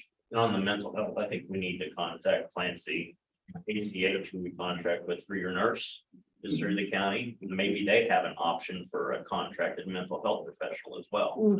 I do believe there is an option there with that particular group. So we're in the initial stages of doing that research, and then we will definitely reach out with Clancy and see what those options are. And again, talking to our attorneys on retainer as well. But it's extraordinarily important because the county is the fiduciary and is responsible for all of our facility needs, that the county needs to be part of that conversation in the beginning. And the mental and medical health aspects were the ones that pay the bill and have a contract through. So I think if we talk to them, maybe they have an option to reconsider as well. Yes. And I do want to point out one other thing when we're talking facilities here, that this in itself is a unique facility because of the consolidation aspect. You don't see too many facilities that are both admin and operations along with the jail. They're usually segregated, right? So this is unique in that sense, but in terms of additions, new facility, different locations, so on and so forth, having the two combined and doing that all at once is a larger expense than most facilities would be at this point in time, and time where building things are very, very expensive on top of that. So that's also something that has to be taken into consideration as we work through whatever process comes our way. No, very much sure. And hopefully, by the time even something like this may be feasible, hopefully that those costs for labor as well as for materials have gone down, have diminished in the years to come. And I do want to say for the record, for the public, that since I got here, been very appreciative of the support from not only this board, but from all the boards that I've been working for, but especially here in the county facility, because with the public safety building, and now that's that because of costs of current material costs and labor, that unfortunately had to have been scaled down. But I do know I have support from the board, but it has to be responsible support from the board, that we have to show that need, and we have to be able to show that we can make dividends on that, because you all offered to help us with our current facility situations and looking at how we can consolidate our communication system as well. So I know that you all are very much aware of all of the issues here. I just want to make sure that when I come to you all, that everything is specific and that we all know what's involved in the decision-making processes before this commission can make that decision or any decisions related to it. Well, and you've come to us too for approval to do the feasibility study. Is that, I mean, you say it's in your operational budget, but you want us to approve that, or I'm trying to figure out, we're running out of time, so I'm trying to figure out where we come to. No, totally understand. I think what my intent is to let the commission know that we intend to do the feasibility study, that we will do it within our current budget restrictions, but there are no expectations that the county commission will, whatever is found with the feasibility study, the county commission will say, great, we're going to move forward and go with that. We have that understanding, but we also want to make sure that the county is on the first floor as we look at the planning process. You have questions or comments on No, I'm good. this? Okay, thank you. Thank you, Madam Chairwoman.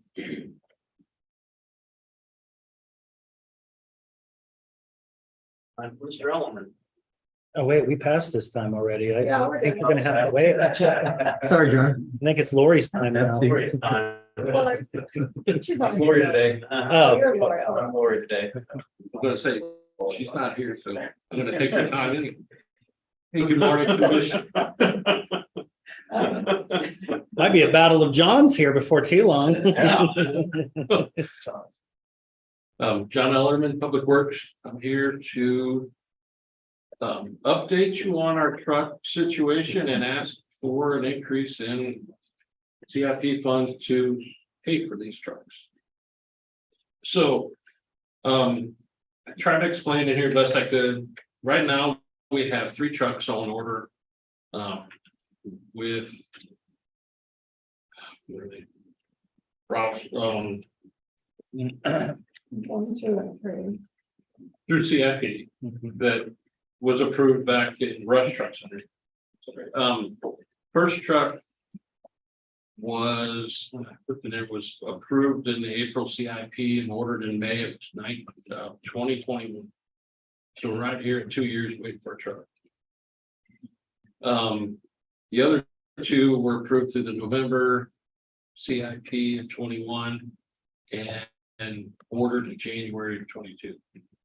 When these last 2 trucks were approved, it already came with, our estimate was lower than what the trucks came in at.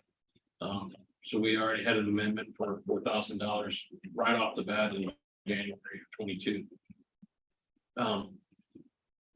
So waiting for these trucks to get built. Finally, the chassis that have been built and are sitting at American Equipment waiting to put on the dump box, the tar, the hydraulics, the snow plow, the salt sand spreader.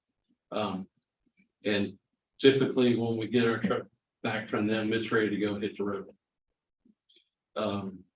They have the trucks there at their lot waiting to be built in that order they come in. They are also waiting to update our PO for these last 2 trucks to be built. So I guess I'll run through quick. I also put a spreadsheet in the packet to kind of help put it with a timeline to them all and the estimated cost. So the first truck was approved for $205,000 on CIP. We bid it in at $196,000. Come January 23, we had a surcharge of $4,300, and then again in May, another $5,000 or another $5,000 surcharge. Total on $205,820,000. That I can easily handle the 800, the extra cost out of public works, without a problem. The other two were higher enough where I thought I asked to be done out of CIP. But those two trucks were estimated to be 230 in the CIP. The bids came in at $234,021. So I would have had an amendment to the at that time right away in January, December. And then the surcharge now, they're asking another $4,600 and 55 cents. $4,655 each. It's a little over $9,300. So that's where we stand on the truck. So I understand. I shook my head. I'm mad. I don't like it. I wish there was a way to fight it. But every time I think that, there's more negative kind of things that can happen if we try to. One, with Rush Truck Centers were the only bidders of these trucks. And we may not ever get another bid if we went and fought them for this. It's not the dealer that's asking for the surcharge. They got the increase in cost from the manufacturer before when they got billed for the truck. So are we gonna get more surcharges? Are we even gonna get them in October or November? I am not. Let's start with the odds. I mean, we've been waiting 3 years. Yeah. That's my problem with it. I understand some of the costs, but are they doing this intentionally just to get the surcharges? Because that's a problem. I'm not mad at you. I understand. I just can't answer your We've question. dealt with this with other departments too, so it's not new, but Cars. Yeah, I don't know why I'm saying. We're getting a 2024 model. No, hopefully they're not building a 22 model, but we got a 24 model trucks sitting. I think we're getting them. Now it's just a matter of when American equipment can get them made up and delivered to us. I think the long draw was factory bringing them here. And I don't know how many trucks they have sitting in line. I imagine these build outs are a month and a half, 2 month build. Just all the parts and the things they have to put together. I was told at one time, I think they had the spreader boxes sitting on waiting for the trucks to come. I don't think those are the issue, is just the factory bringing the box, bringing the truck. So the surcharges actually came from the manufacturer. They didn't, They're not coming from the they're not coming from the dealer, and they're like for equipment charges, or what is it for? Is it shipping? Is it combination? What is it? imagine a little bit of everything. Part of it is, so what we were told was system components, brake systems were upgraded since we ordered them to now. Those costs are increased. Parts that their manufacturer gets have been increased.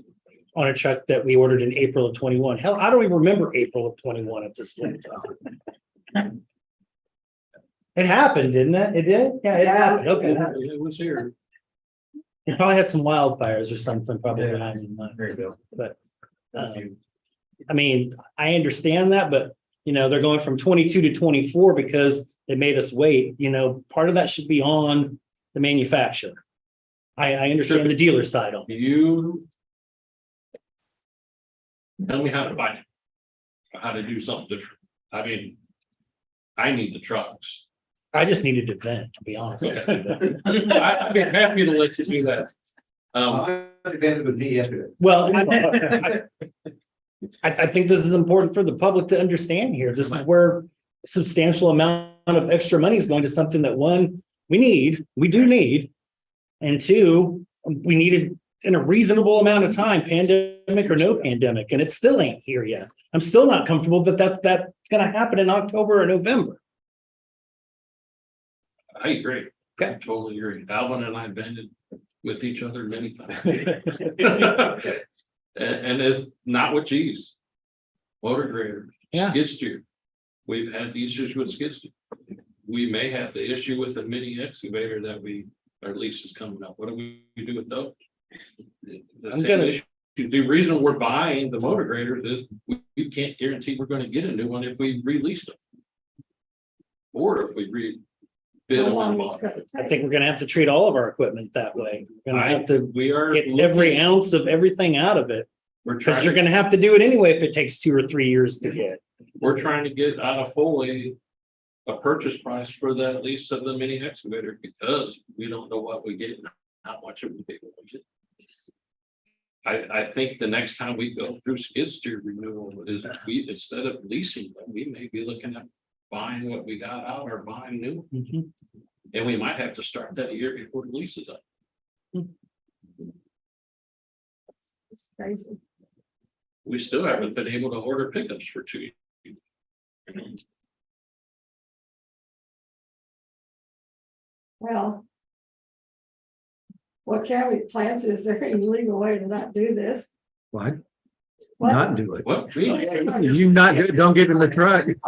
You cancel the order. Yeah. I'm sure Other there's than several Kansas. counties in line behind. us. Well, that's true, but to not, well. And the sad part is, we can make a statement that said, we don't want them.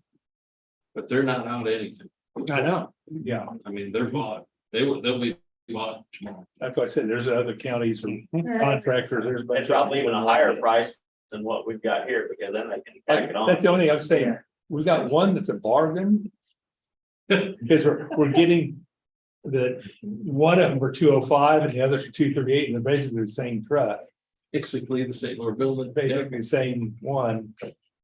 So we got a bargain. Not really, but Well, I'm glad you put Trying the to positive spin on. trying to find something good about this mess. Well, we're living in a different world, I tell you. Ain't that the truth?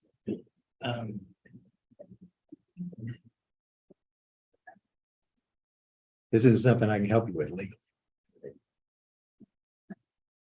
I know. You know, how to build a truck. If you want to drive it after I build it. Things in the future, what we look at is. Buying an auction truck, buying a used truck off a lot somewhere, or. If we're not bad enough shape, taking our truck we have on a lot and rebuild. That's what I said, That's what else. Some of the issues we have with these trucks that we're trying to get rid of is the salt has got in there and started eroding, not just the metal, the box looks like. Bad, the wiring harnesses, the connections. Connectors are all eroded and rotten. Yeah, that's all. That's, Okay, well, it looks like there's a lot we can do.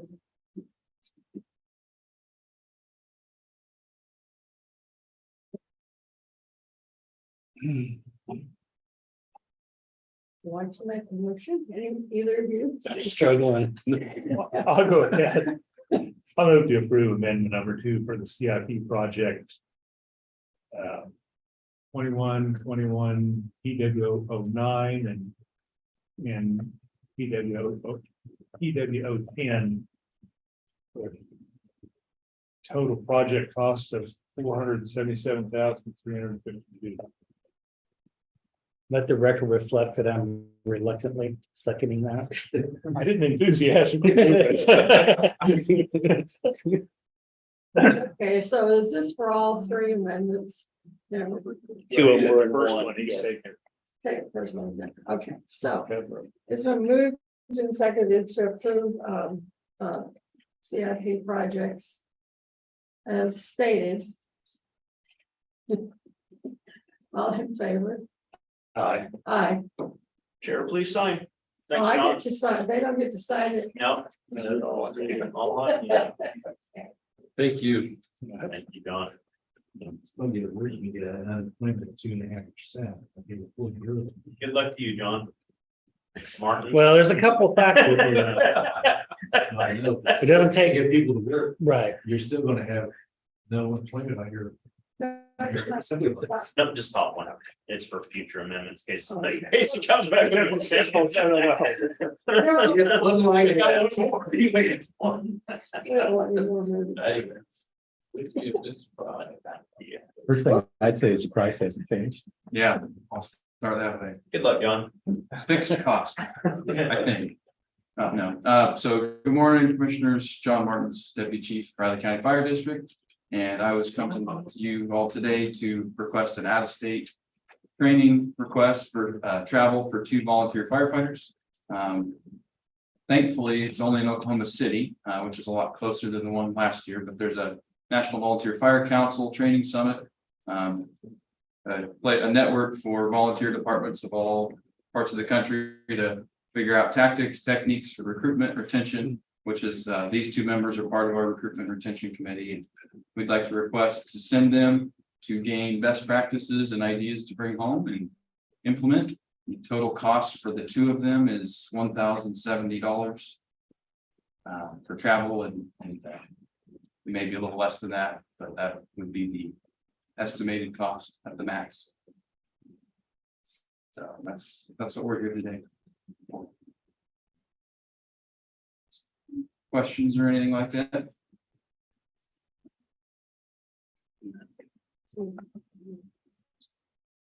It just comes out of here, but. Correct, it'd be out of the fire district.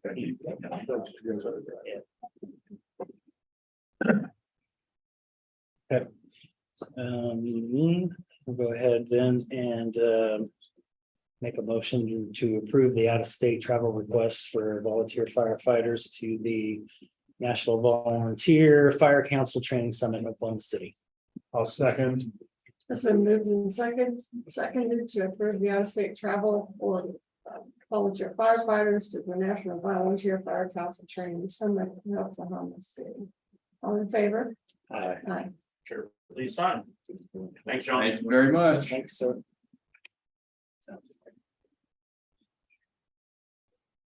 Seems like a long way, doesn't it? Yeah. All right, It was. see you guys next time. All right, sounds good. I got you.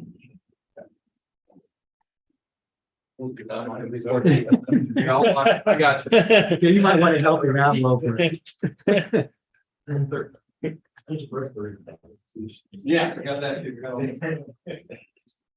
Different world. Oh, really is.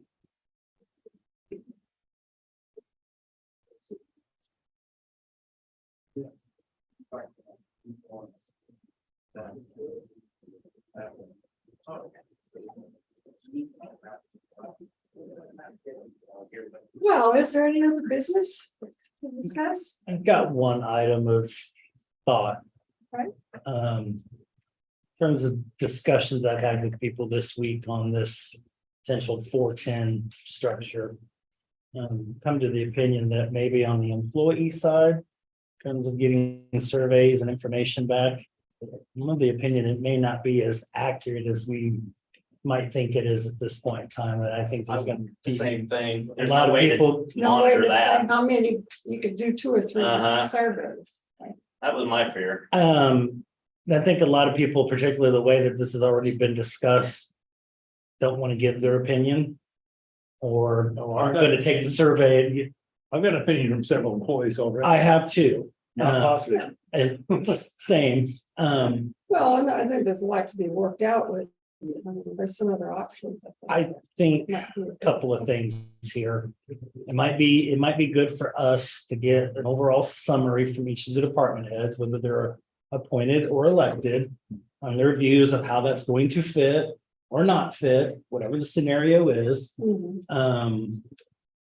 Moving forward on that. Yeah, because they're And filling, giving that to all of us so that we have that, so we know where each individual department, at least from a supervisory standpoint, because they're the ones that have to keep the authority on that would be.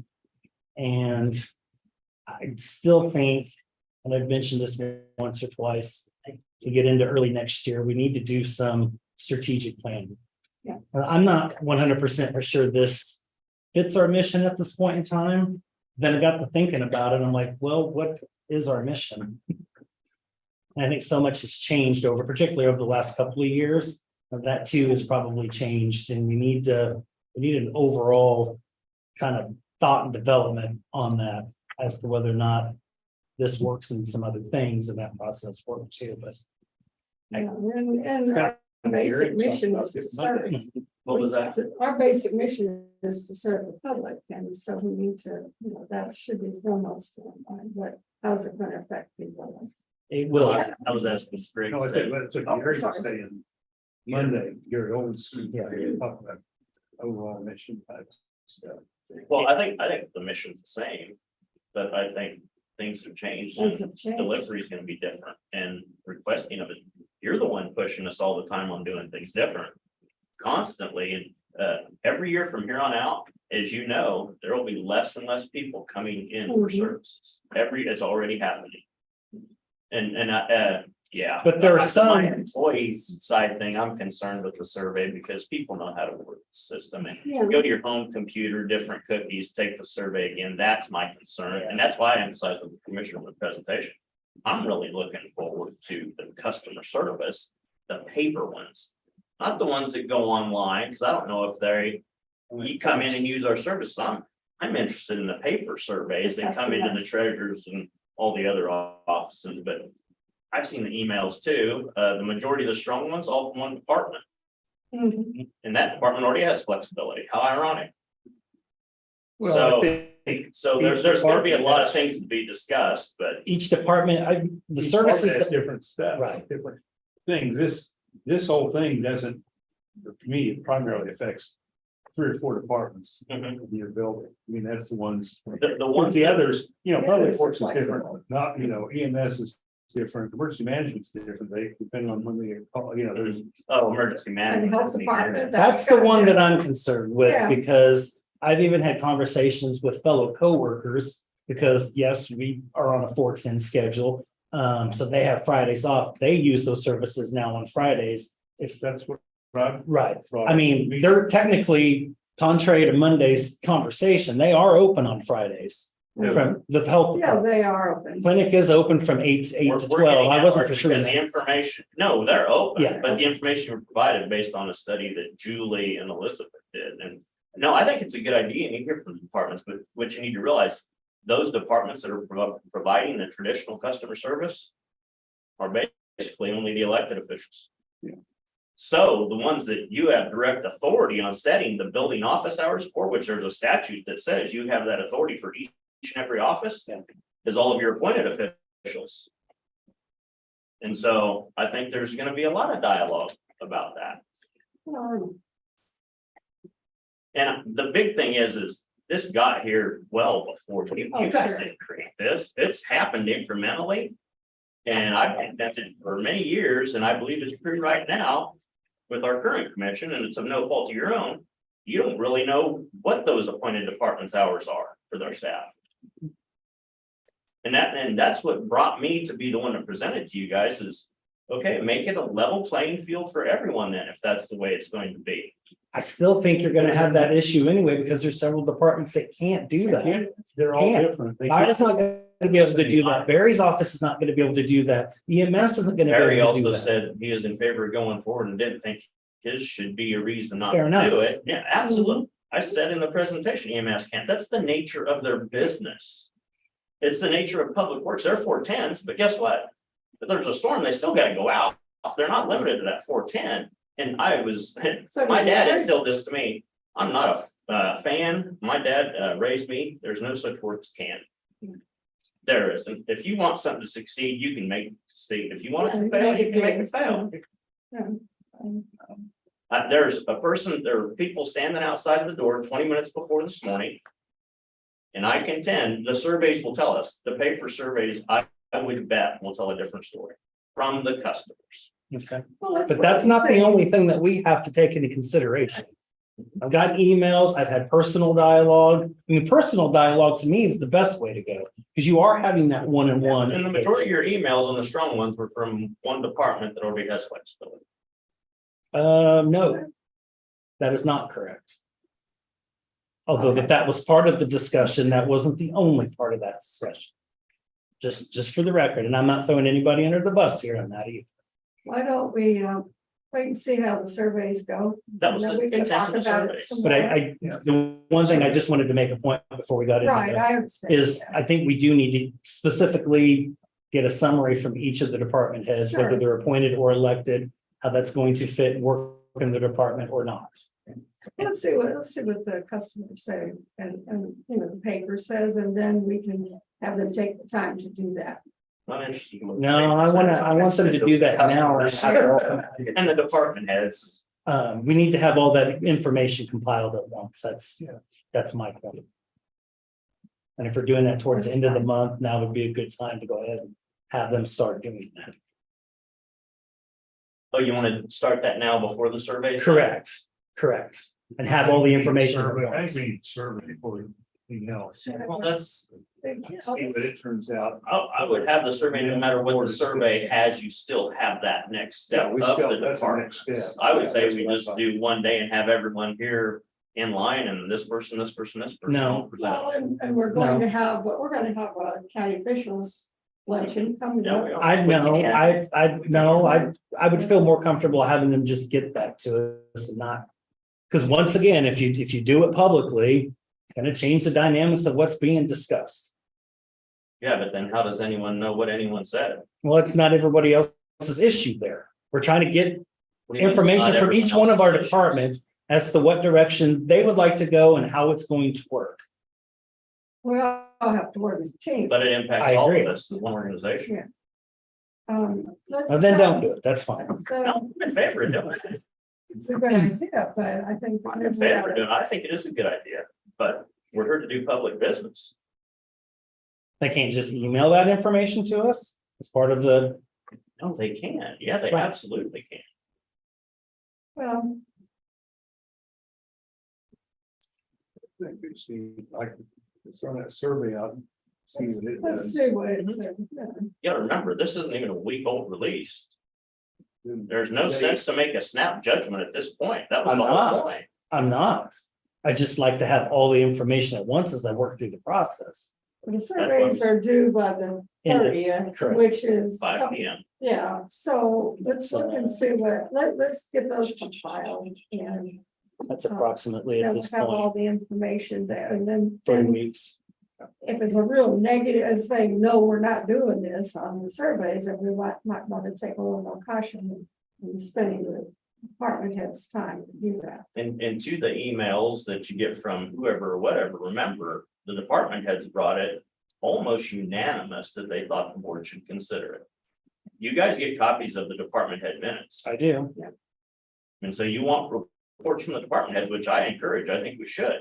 It's not just whether they want it or not, how is it going to work for their department? Yeah, and that's fine. And that's fine.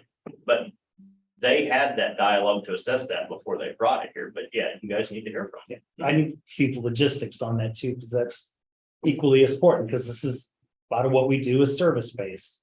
And we're not paying for the services that are being provided, community is. That's the difference with this. Anyway, I wasn't trying to go on a soapbox, but yeah, it is what it is. Right?